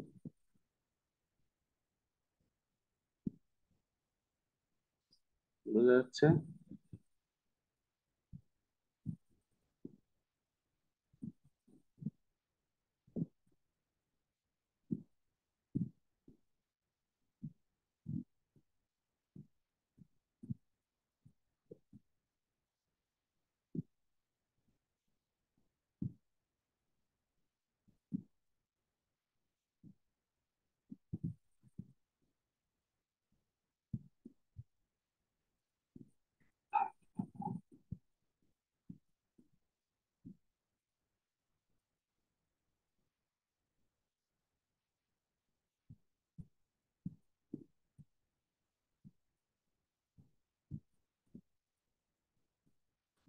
তাহলে আপনারা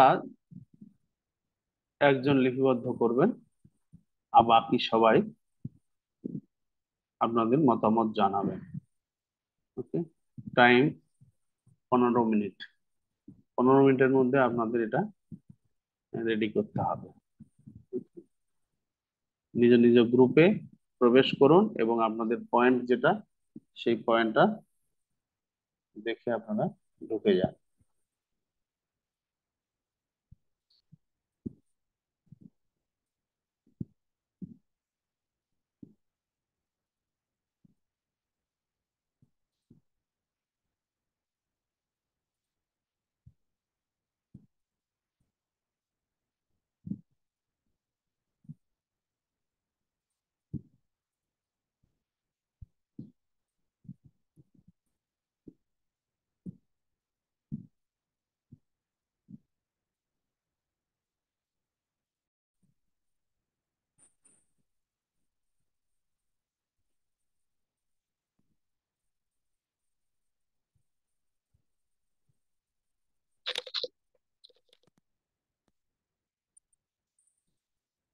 হরে কৃষ্ণ।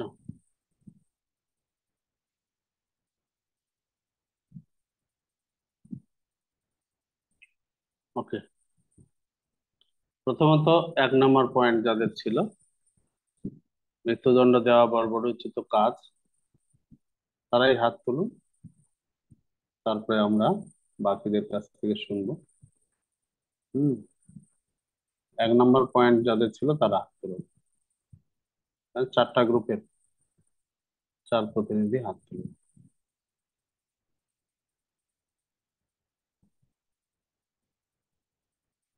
বলুন। নীলমাধব, কেশব, মাইক অন করুন।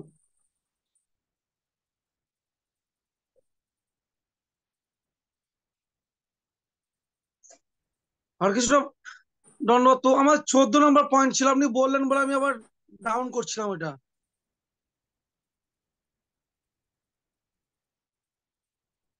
হুম, 1 নম্বর পয়েন্টটা যাদের ছিল, মানে 1 থেকে 4 নম্বর গ্রুপে যারা ছিলেন, 1, 2, 3, 4,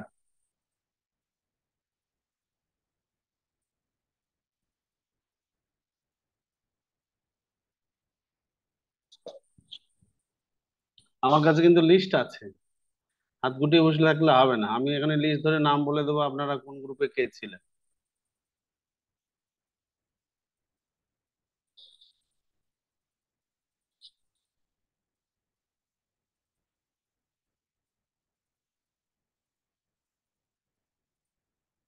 বলুন কেশব জনার্দন। হরে কৃষ্ণ প্রভু, দণ্ডবাদ শ্রী চরণে। ভিডিও অন করুন। মৃত্যুদণ্ড দেওয়া একটি বর্বরচিত কাজ, এটা আসলে ঠিক না। যে মৃত্যুদণ্ড দেওয়া একটা বর্বরচিত কাজ না, যদিও আমরা মানে এই জড়জাগতিক ভাবে এটাকে আমরা বর্বরচিত কাজ মনে করি, কিন্তু আমাদের সমাজ ব্যবস্থা, আমাদের ধর্মীয় রীতিনীতি এগুলা ঠিক রাখার জন্য আমাদেরকে এই মৃত্যুদণ্ডকে মেনে নিতে হবে। কারণ হলো, যদি আমরা এই মৃত্যুদণ্ডকে কার্যকর না করি, তাহলে এই মৃত্যুদণ্ডের যারা অপরাধী, যারা এইরকম মারাত্মক অপরাধী হয়, তাদেরকে যদি আমরা শাস্তি না দেই, তাহলে তারা এই অপরাধ করবে এবং তাদের এই অপরাধের ফলে সমাজ নষ্ট হবে। তাদের দেখা দেখি আরো যারা আছে সমাজে, তারা আরো এইসব এরকম কাজ করার জন্য, বর্বরচিত কাজ করার জন্য উৎসাহিত হবে। তাই মৃত্যুদণ্ড দেওয়া উচিত।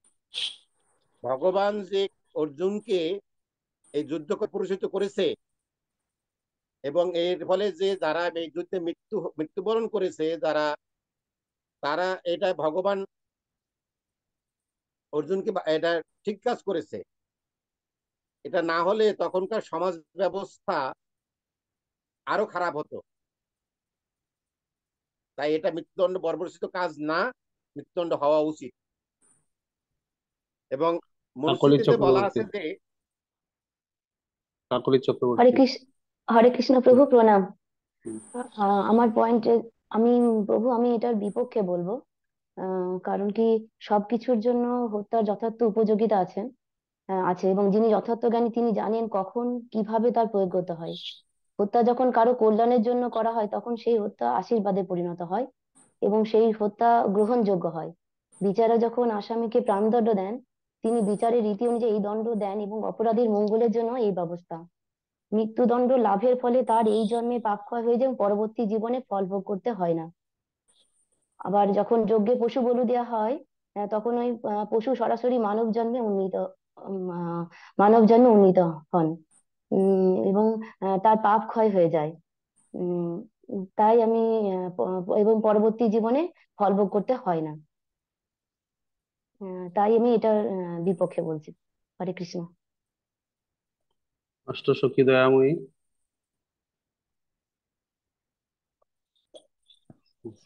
হরে কৃষ্ণ প্রভু প্রণাম।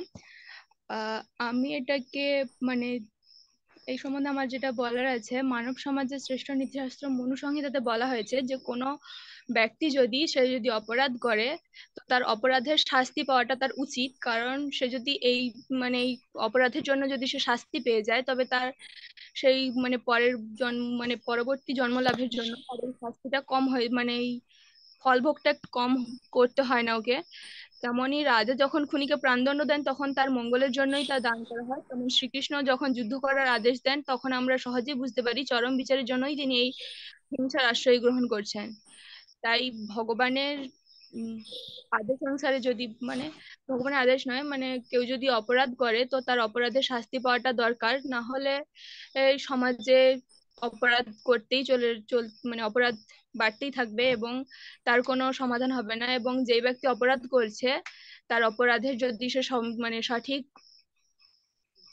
দণ্ড না পায়, তাহলে সে তার যে অপরাধ করছে বা যার কাছে অপরাধ করছে সে, তো সেটা তার অপরাধ থেকে যায় এবং সে পরবর্তী যখন জন্ম লাভ করে তখন তার ফল ভোগ করতে হয় তাকে যে কোনো রকম ভাবে। তো আপনি এই জন্য বলছেন এটা ঠিক আছে? ঠিক আছে, হ্যাঁ এটা ঠিক যে কেউ যদি অপরাধ করে তো তার কোনো রকম শাস্তি পাওয়াটাই দরকার। না হলে তার সে যে অপরাধটা করেছে তো তার ফলে সে তো কোনো রকম প্রায়শ্চিত্ত করতে পারছে না।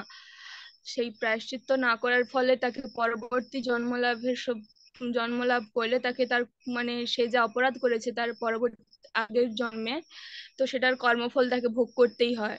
সেই জন্য তাকে তো কোনো রকম শাস্তি পাওয়াটা দরকার, আমার যেটা মনে হয় প্রভু। কেশব জনার্দন, আপনি এটা কি বলতে বলতে থেমে গিয়েছিলেন, বলুন। প্রভু, যে আমার কথা ওটাই ছিল যে মনুস্মৃতিতে বলা আছে যে অপরাধ করলে তাকে শাস্তি পেতে হবে। আর আমরা যদি এই শাস্তিটা দিই, আমরা তাকে শাস্তি দিতেছি তার দেহকে, তার আত্মাকে না। তার দেহ ওই শাস্তিটা পাচ্ছে, হয় চাই যে শাস্তির ফলে, এই মৃত্যুদণ্ডের ফলে তার দেহটা পরিবর্তন হয়ে সে অন্য একটা আত্মায় যাচ্ছে। কিন্তু যদি আমরা মনে করি যে সে আমাদের মধ্যে থেকে চলে যাচ্ছে, কিন্তু আসলে সেটা না, তার আত্মাটা আছে, সে আত্মাটা অন্য একটা দেহ গিয়ে ধারণ করতেছে। এবং এই তার এই দেহটার পরিবর্তনের ফলে সমাজ একটা বড় ধরনের শিক্ষা পাচ্ছে যে একজন ব্যক্তি এই মারাত্মক অপরাধ করার ফলে সে মৃত্যুদণ্ডে দণ্ডিত হয়েছে, এবং তার থেকে সমাজ একটা বড় শিক্ষা পেয়ে, তাই সেখানে সমাজ শোধরানোর একটা, সমাজে যারা মৃত্যুদণ্ডে অপরাধী আছে তারা শোধরানোর একটা সুযোগ পাচ্ছে। আমরা একজনকে মৃত্যুদণ্ড দিয়ে আমরা 1000 জন, লক্ষ জন অপরাধীকে আমরা শিক্ষা দিতে পারতেছি। সুবিগ্রহ নৃসিংহ। হরে কৃষ্ণ প্রভু, সেই জন্য প্রণাম প্রভু। আমি গ্রুপে 4 নম্বর গ্রুপে ছিলাম, কিন্তু আমার যেটা কথা ছিল সেটা হচ্ছে যে জীবাত্মা যেহেতু ভগবানের অংশ, তাকে হত্যা করা যায় না, তাই মৃত্যুদণ্ড তাকে দিলে প্রকৃত শিক্ষা দেওয়া হয় না। আর যে আইনের মাধ্যমে আমরা তাকে মৃত্যুদণ্ড দিচ্ছি সেটা মানুষের তৈরি করা আইন, তাই ভ্রম, প্রমাদ, বিপ্রলিপ্সা, করুণাপাঠক তার সঙ্গে যুক্তই রয়েছে যে আইন। তাই যদি তাকে আমরা মৃত্যুদণ্ড না দিয়ে এমন কোন শাস্তি দিই যার ফলে সে শিক্ষা পায় পরবর্তী জীবন মানে শোধরানোর, আমাদের জেল বা সংশোধনাগার যাকে বলছি, যার মাধ্যমে তাকে যদি সেরকম শিক্ষা দেওয়া হয় যে ভগবত ভক্তিতে যুক্ত হতে পারে বা অন্যান্য ভাবে সে নিজের জীবনকে শিক্ষা লাভ করতে পারে, তাহলে সেটাই উচিত। কারণ মানুষের শুধুমাত্র তার আয়ুই হরণ করা হচ্ছে মৃত্যুদণ্ড থেকে, তাকে প্রকৃত শিক্ষা কিছু তাকে দেওয়া হচ্ছে না। হরে কৃষ্ণ। এই জন্য আপনি বলছেন মৃত্যুদণ্ড দেওয়াটা ঠিক নয়? হ্যাঁ প্রভু। কি শাস্ত্রীয় প্রমাণ আছে আপনার এটা ঠিক নয়? এটা তো আপনি বললেন যে আইন মানুষের তৈরি, তো মনুসংহিতাতে তো মৃত্যুদণ্ডের দেওয়ার কথা দেওয়া আছে, মনুসংহিতা তো মানুষের তৈরি নয়।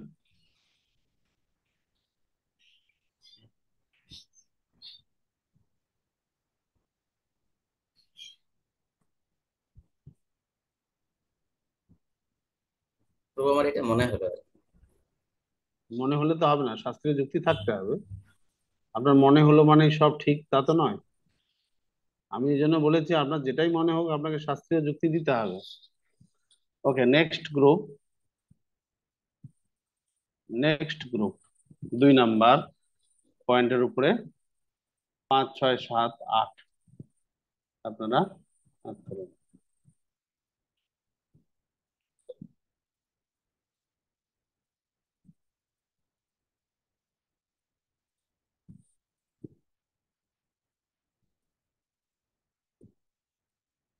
বলুন।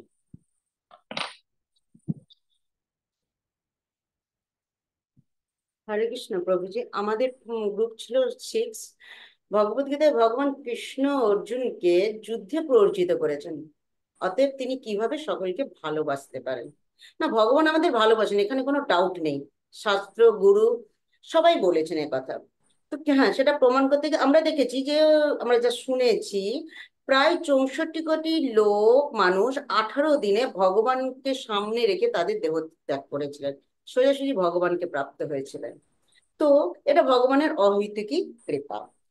ভগবান এখানে যে যুদ্ধের মাধ্যমে যদি আমরা ধরেই নিই শাস্তি দেওয়ার কথাটা আসে, তাহলে ভগবান দেহকে শাস্তি দিয়েছে, দেহিকে নয়। ভগবান বারবার এখানে আত্মার কথা বলেছেন যে আত্মাকে আমরা কোনো কিছু ভাবে তাকে আঘাত করতে না, সে অনিত্য, চিরনবীন। তো সেই হিসাবে এটাও ভগবানের অহৈতুকী কৃপা। সেই সময় যারা যুদ্ধে ছিলেন, যুদ্ধের ফিল্ডে ছিলেন, তারা অনেক বড় বড় যোদ্ধা ছিলেন, অনেক বড় বড় বরপ্রাপ্ত ছিলেন। তো তারা সহজে চাইলেও পরিবেশ পরিস্থিতির জন্য নিজেদের বডি ছাড়তে পারছিলেন না, সেটাও ছিল ভগবানের অহৈতুকী কৃপা, যার ফলে তাদেরকে তিনি ভগবত ধামে ফিরিয়ে নিয়ে গিয়েছিলেন। এছাড়া উনি কি বলেছেন যে আমাদের এই যে পোশাক পরিবর্তনের জন্য ভগবান কৃপা করেছেন, এইরকম নীতি নিজে এসে 64 কোটি মানুষের সামনে বলেছেন। এটা উনি ভালোবাসেন বলে সবার সামনে বলেছেন যে এটা সবাই যেন গ্রহণ করতে পারে।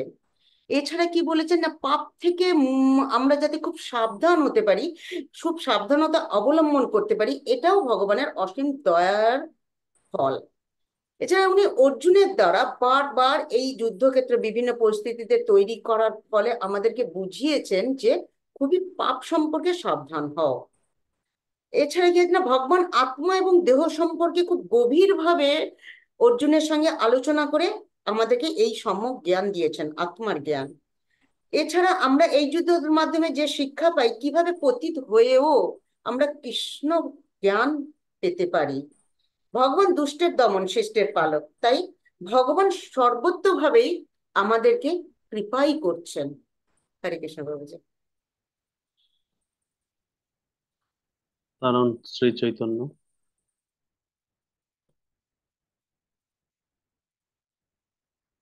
হরে কৃষ্ণ, ধন্যবাদ, প্রণাম প্রভু। প্রভু, এই টপিক অনুযায়ী আমরা যে গ্রুপ দিয়েছেন, তো গ্রুপ তো কেউ তো আলোচনা করেনি কিছু, তো আমার একটা উপলব্ধি হলো, সেটা আমি আপনাকে বলছি। তো শ্রীমদ্ ভাগবত গীতা ভগবান কিন্তু ওই যে যেটা লেখা আছে, বিনাশায় হচ্ছে দুষ্কৃতম, দুষ্কৃতীদের জন্য একমাত্র ভগবান সাজা দেওয়ার জন্য অর্জুনকে উৎসাহিত করেছে। তার দুষ্কৃতীদের কাজে সাজা দেওয়ার জন্য উৎসাহিত করেছে, কিন্তু তাদের আত্মাকে না। আত্মার মানে ওই যে শরীরটা, ওই শরীরটা দিয়ে আত্মা দ্বারা শরীরটা দিয়ে যে মানে অপব্যবহার করছে, সেইটাকে ভগবান অর্জুনকে উৎসাহিত করেছে ওই অপব্যবহারটা যাতে না করে, তার মানে কি ওই যে বিনাশ আছে, বিনাশ করার জন্য, দুষ্কৃতীদের দমন করার জন্য। কারণ দুষ্কৃতী না দমন করলে এই সমাজটা তো রসের তলে চলে যাবে।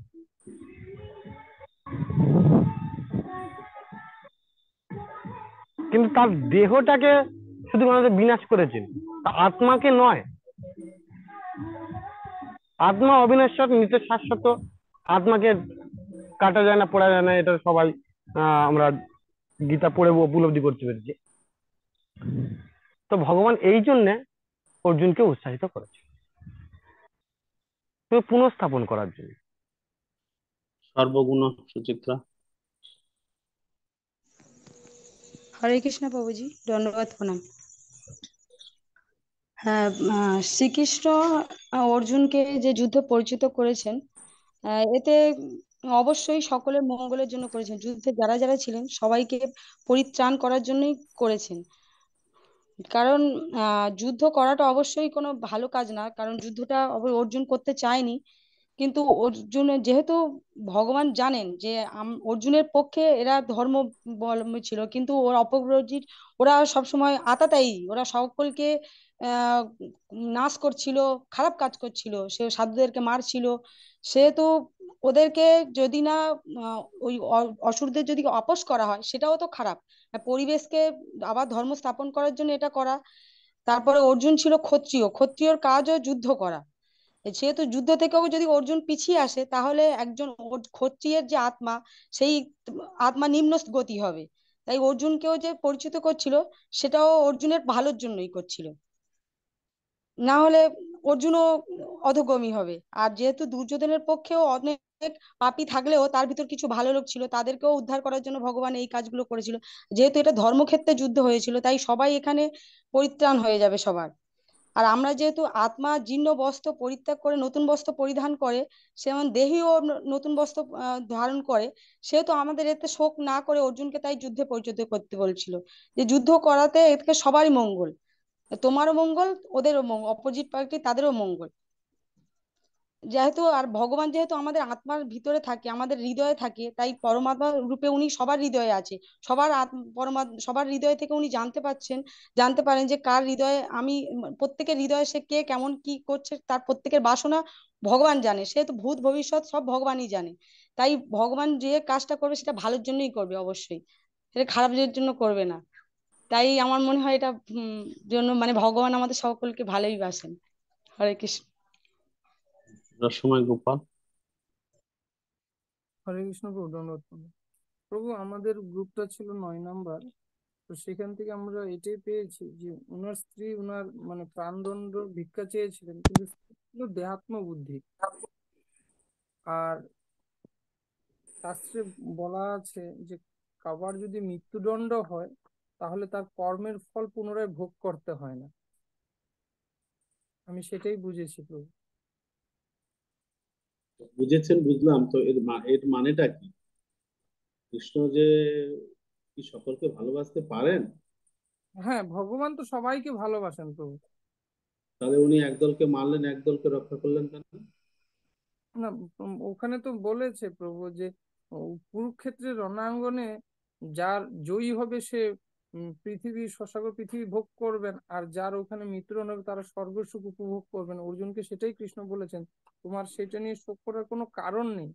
তাৎপর্য প্রভুপাদ এইভাবেই দিয়েছেন, তুমি বৃদ্ধ পিতামহ বা গুরু দ্রোণাচার্যের জন্য শোক করা কোনো উচিতই নেই, এভাবেই বলেছেন। পরমানন্দ গোপেশ প্রভু বলো। একটু ধন্যবাদ প্রণাম। আমাদের প্রশ্ন ছিল যে ভগবদ্গীতায় ভগবান ওই 2 নম্বরটা, ভগবান শ্রীকৃষ্ণ অর্জুনকে যুদ্ধে পরাজিত করেছেন কিভাবে সকলকে ভালোবাসতে পারে। এখানে বলছি যে পরিত্রাণায় সাধুনাম বিনাশায় যে দুষ্কৃতাম ধর্ম সংস্থাপন, ধর্ম সংস্থাপন করার জন্য পরিত্রাণায় সাধুনাম বিনাশায় দুষ্কৃতাম ধর্ম সংস্থাপনার্থে সম্ভব আমি যুগে যুগে।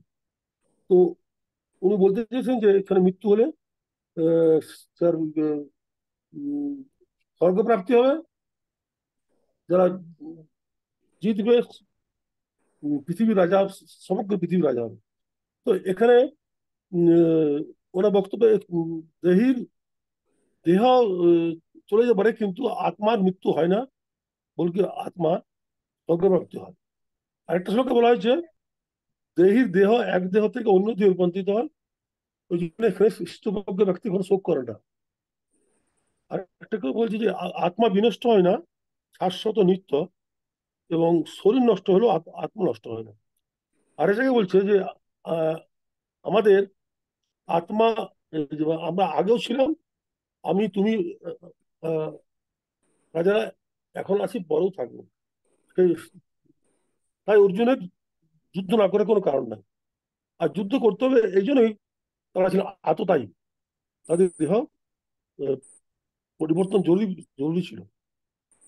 হরকৃষ্ণ এইটা আমার উপলব্ধি। রাজেশ্বরী চিত্রা।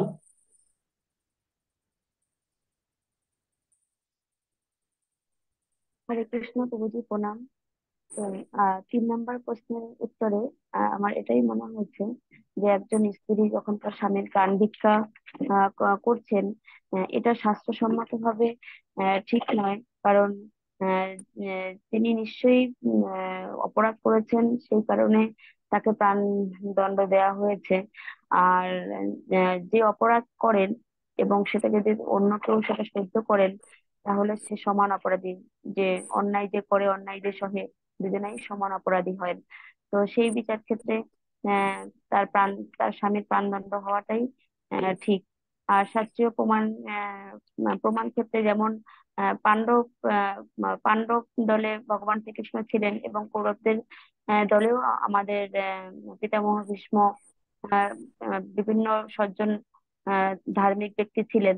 তো তারা যেহেতু আহ দ্রৌপদীর বস্ত্রহরণে কোনো প্রতিবাদ করেননি, তো সেই ক্ষেত্রে তারা কিন্তু সমান অপরাধী। অন্যায়ের প্রতিবাদ না করাতে তারাও অপরাধী হয়েছিলেন কিছু মাত্রায়। তার জন্যই তাদেরকে যুদ্ধে নিহত হতে হয়েছিল। এই জন্য এখানে প্রাণদণ্ড হওয়াটাই ঠিক। হরে কৃষ্ণ প্রণাম। তা এটা যদি আপনার স্বামী হতো তাহলে আপনি কি প্রাণ ভিক্ষা করতেন না? এটা আমাদের পুরো জাগতিক দিক থেকে হয়তো আমরা করতাম, কিন্তু যেহেতু শাস্ত্রীয় বিচার ক্ষেত্রে আহ যেটা বলছেন যে কেউ যদি অন্যায় করেন, তার সে যদি শাস্তি পান, তাহলে তার এই পরবর্তী জীবনে তার পাপ কর্মটা লাঘব হয়ে যায়। শাস্ত্রীয় বিচার ক্ষেত্রে আমাদের না চাওয়াই ভালো, শাস্তি পাওয়াটাই ভালো। কিন্তু আমরা জাগতিক দিক থেকে মায়ার বন্ধনে যেহেতু আছি, তখন হয়তো আমরা মোহের জালে প্রাণ ভিক্ষা উম, চাই। সুমিত্রা শ্রীরাম।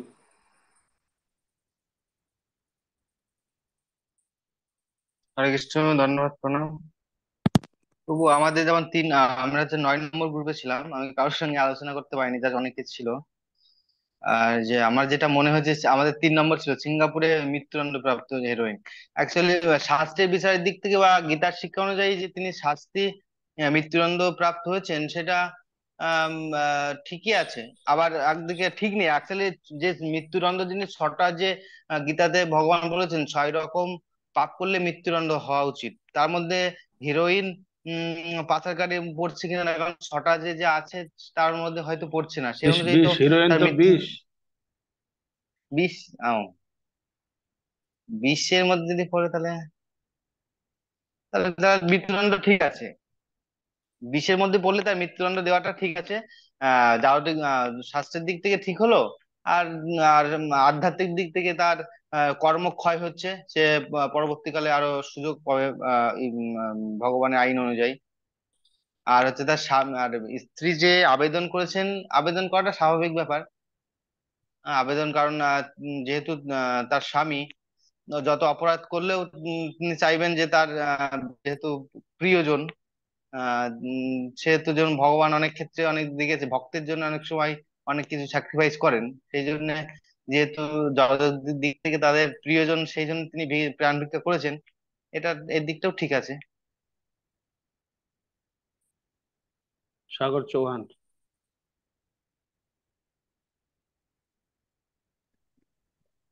হরে কৃষ্ণ প্রভু, ধন্যবাদ প্রণাম। আমার টপিক ছিল 15 নম্বর গ্রুপে ছিলাম আমি।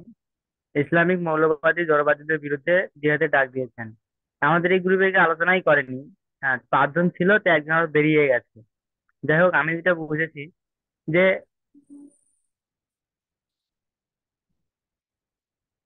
ইয়েস,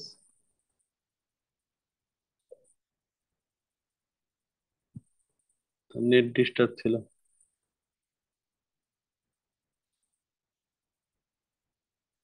নেট ডিস্টার্ব হয়ে গেল নাকি?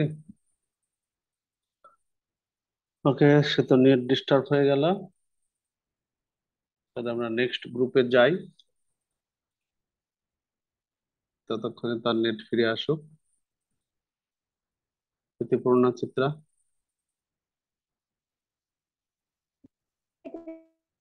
আমরা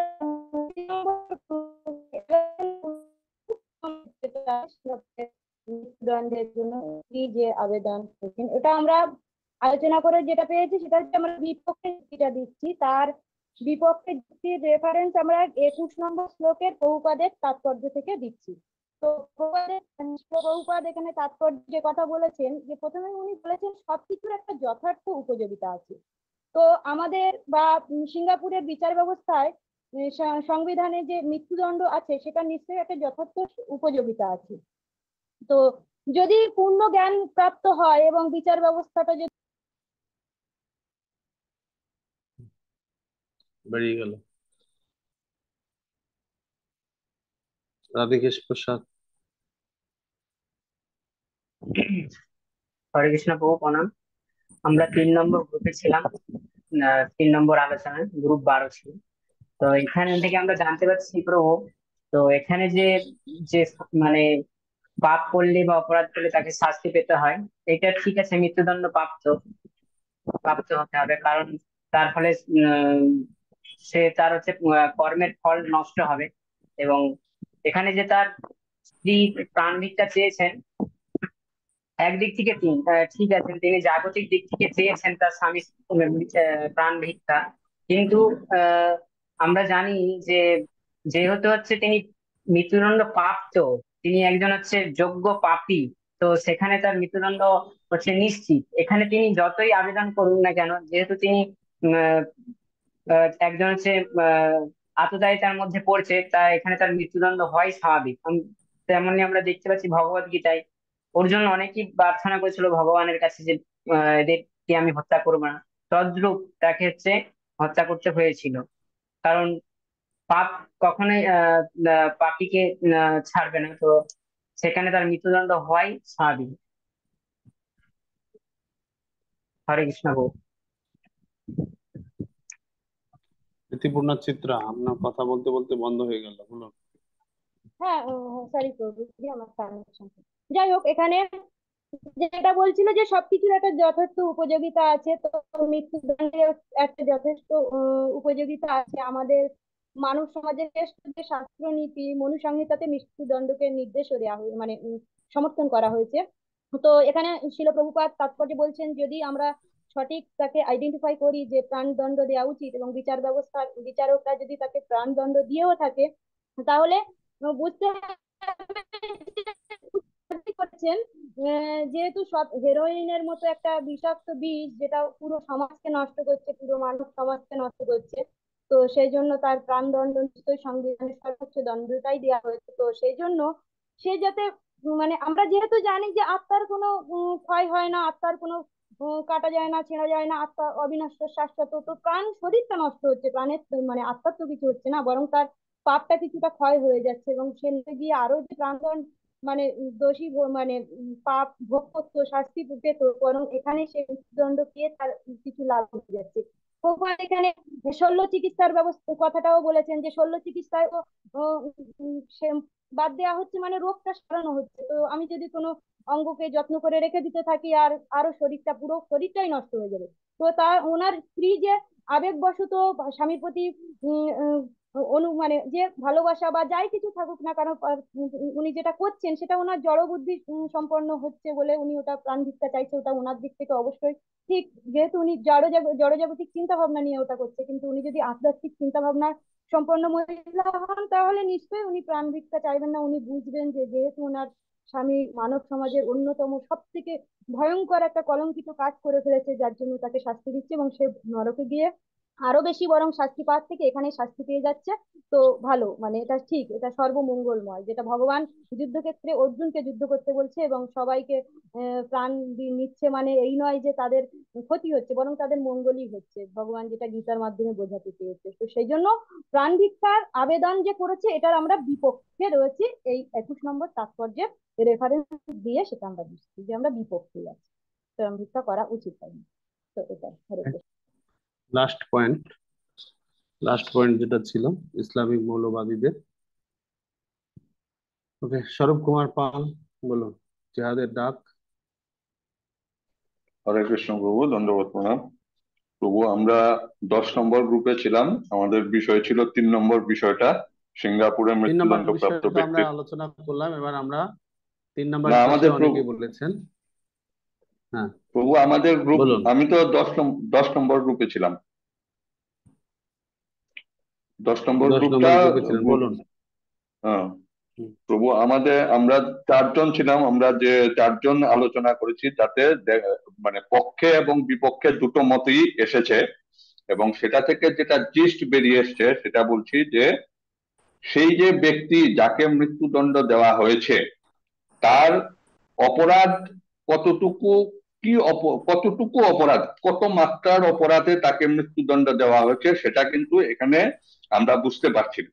যদি এরকম তাদের বুঝতে না পারলেও তাদের যেহেতু কোর্টের বিচারে দেওয়া হয়েছে, বিচার করে দেওয়া হয়েছে, আপনি বুঝতে পারুন আর না পারুন, সেই অর্থে মৃত্যুদণ্ড যুক্তি সেখানকার যে সুপ্রিম কোর্ট সেটা বিচার দিয়েছেন। সেই হিসাবে দেখলে মৃত্যুদণ্ড যুক্তিসঙ্গত। মনুসংহিতা যেটা বলা হয়েছে যে সেই অপরাধী তার অপরাধ থেকে মৃত্যুদণ্ড, যদি সে মৃত্যুদণ্ড তাকে দেওয়া হয় তাহলে সে তার অপরাধ থেকে মুক্তি পাবে এবং পরবর্তী জন্মে সে উন্নত জীবন পেতে পারে। কিন্তু যদি মৃত্যুদণ্ড তাকে না দেওয়া হয় তাহলে তার পরবর্তী জন্মে সে কর্মফল তাকে ভোগ করতেই হবে, সেজন্য তার নরক যন্ত্রণাও ভোগ করতে হতে পারে। আর স্ত্রী যেহেতু স্বামীর প্রতি দেহগতভাবে আসক্ত এবং মায়ার দ্বারা আবদ্ধ হয়ে রয়েছেন, তাই তিনি স্বামীর প্রাণ ভিক্ষা চাইছেন, সেটা আত্মার দিক থেকে না, তিনি জড়জাগতিক দিক থেকে তার বিষয়টা যুক্তিসঙ্গত। কিন্তু তিনি যেহেতু বুঝতে পারছেন না যে আত্মার মৃত্যু হয় না এবং সেই মৃত্যু দেহের মৃত্যু হলেও সেই ব্যক্তির আত্মা পরবর্তী জন্মে আরো উন্নত দেহ পাবেন যদি এই মৃত্যুদণ্ড গ্রহণ করে, তাহলে সেই জিনিসটা যেহেতু স্ত্রী বুঝতে পারছেন না, সেই কারণে তিনি তার স্বামীর প্রাণ ভিক্ষা চাইছেন, কিন্তু সেটা সঠিক নয়, এটাই আমরা মনে করি। হরে ওকে, কৃষ্ণ। আমরা এখন লাস্ট যে 4টা গ্রুপ রয়েছে, 15, 16, 17, 18, না 16 পর্যন্ত ছিল তো, 13, 14, 15, 16 গ্রুপে যারা ছিলেন হাত তুলুন।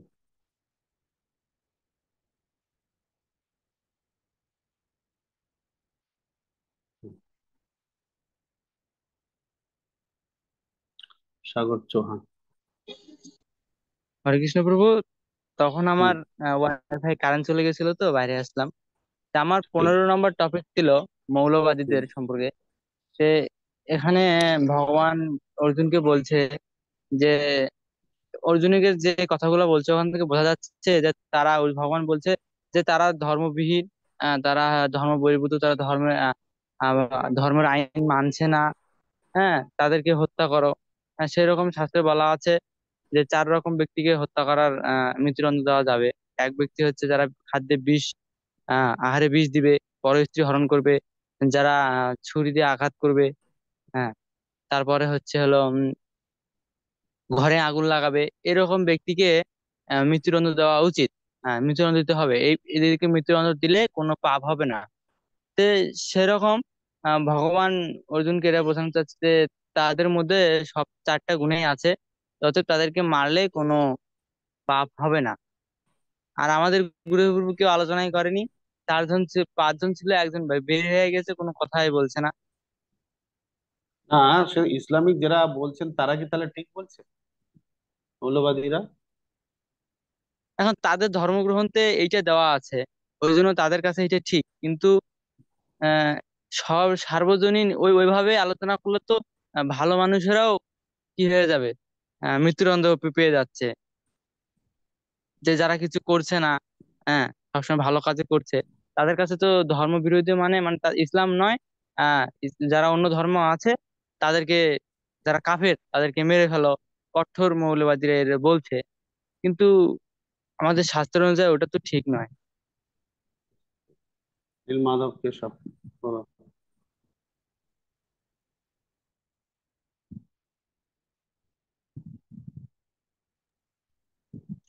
কৃষ্ণ ধন্যবাদ প্রভু। আমাদের 14 নম্বর গ্রুপ ছিল, তো আমাদের গ্রুপ থেকে আলোচনা হয়েছে যে ইসলামী মৌলবাদ এরা মানবিকতার লঙ্ঘন করছে। আর এই ইসলামীবাদ এটা একটা মন গড়া, এদের মানে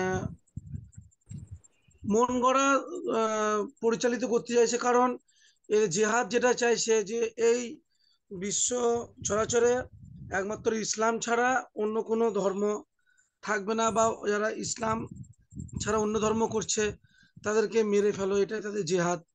কিন্তু এটা কখনোই ঠিক নাই। কারণ এটা যারা কট্টরবাদী জেহাদি রয়েছে তারা, এটা তাদের মনোভাব।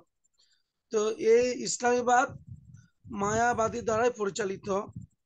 আর এটা কখনো চিরদিন স্থায়িত্ব থাকবে না। কারণ সনাতন ধর্মটা হচ্ছে আদি অন্ত, সমস্ত কিছুর মধ্যেই থাকবে। তাই ইসলামীদের যে মনোভাব সেটা কখনোই সমাজের জন্য কল্যাণকর নয়। তবু এইটুকু আমাদের আলোচনা হয়েছিল 5 জন গ্রুপের। বিমান কুমার সিং। হরে কৃষ্ণ প্রভু, দণ্ডবত প্রণাম। তো আমাদের গ্রুপ ছিল 16 নম্বর, তো আমি 16 নম্বর গ্রুপ থেকে রিপ্রেজেন্টেটিভ আছি। তো আমি বলছি, জিহাদ যে কথার যে অর্থ, আক্ষরিক অর্থ, যে যে ব্যক্তি নিজের বা সমাজের বিরুদ্ধে ধর্মীয় সংগ্রামে জড়িত, বিশেষ করে এটি হচ্ছে আভ্যন্তরীণ, মানে মনের পরিবর্তন বা ধর্মান্তরীকরণ। মানে যে ধর্ম যে আমরা পরিবর্তন করছে যারা মুসলিম সম্প্রদায়রা, যারা ভয় দেখিয়ে হোক, সে আমরা 1971 সালেও দেখেছি, বাংলাদেশের যুদ্ধে বলেন বা পাকিস্তানের সময় বলেন, মানুষকে ধর্মান্তরিত করা হয়েছে। তো এটা হচ্ছে মুসলিম সম্প্রদায় উন্নতি করার চেষ্টা। তারা মনে করে কি একেশ্বরবাদী, আল্লাহ হচ্ছে সবকিছু নিয়ন্ত্রণ। কিন্তু আধুনিক সমাজে ইসলামী পণ্ডিতরা সাধারণত সামরিক জিহাদকে প্রতিরক্ষামূলক যুদ্ধের সাথে সমান করছে। এক্ষেত্রে যদি আমরা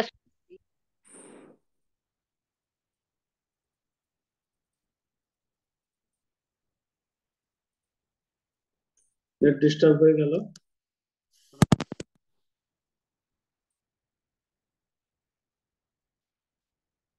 এতক্ষণ ধরে আমরা যা আলোচনা করলাম, মেইনলি আমাদের আলোচনার যে মুখ্য প্রসঙ্গ ছিল, যেটা একটা খোলা বই মূল্যায়নের প্রশ্ন আপনাদের হ্যান্ডবুকে রয়েছে। হ্যান্ডবুকে 29 পৃষ্ঠায় খোলা বই মূল্যায়নের যে প্রশ্ন রয়েছে, 2 নাম্বার প্রশ্নটা,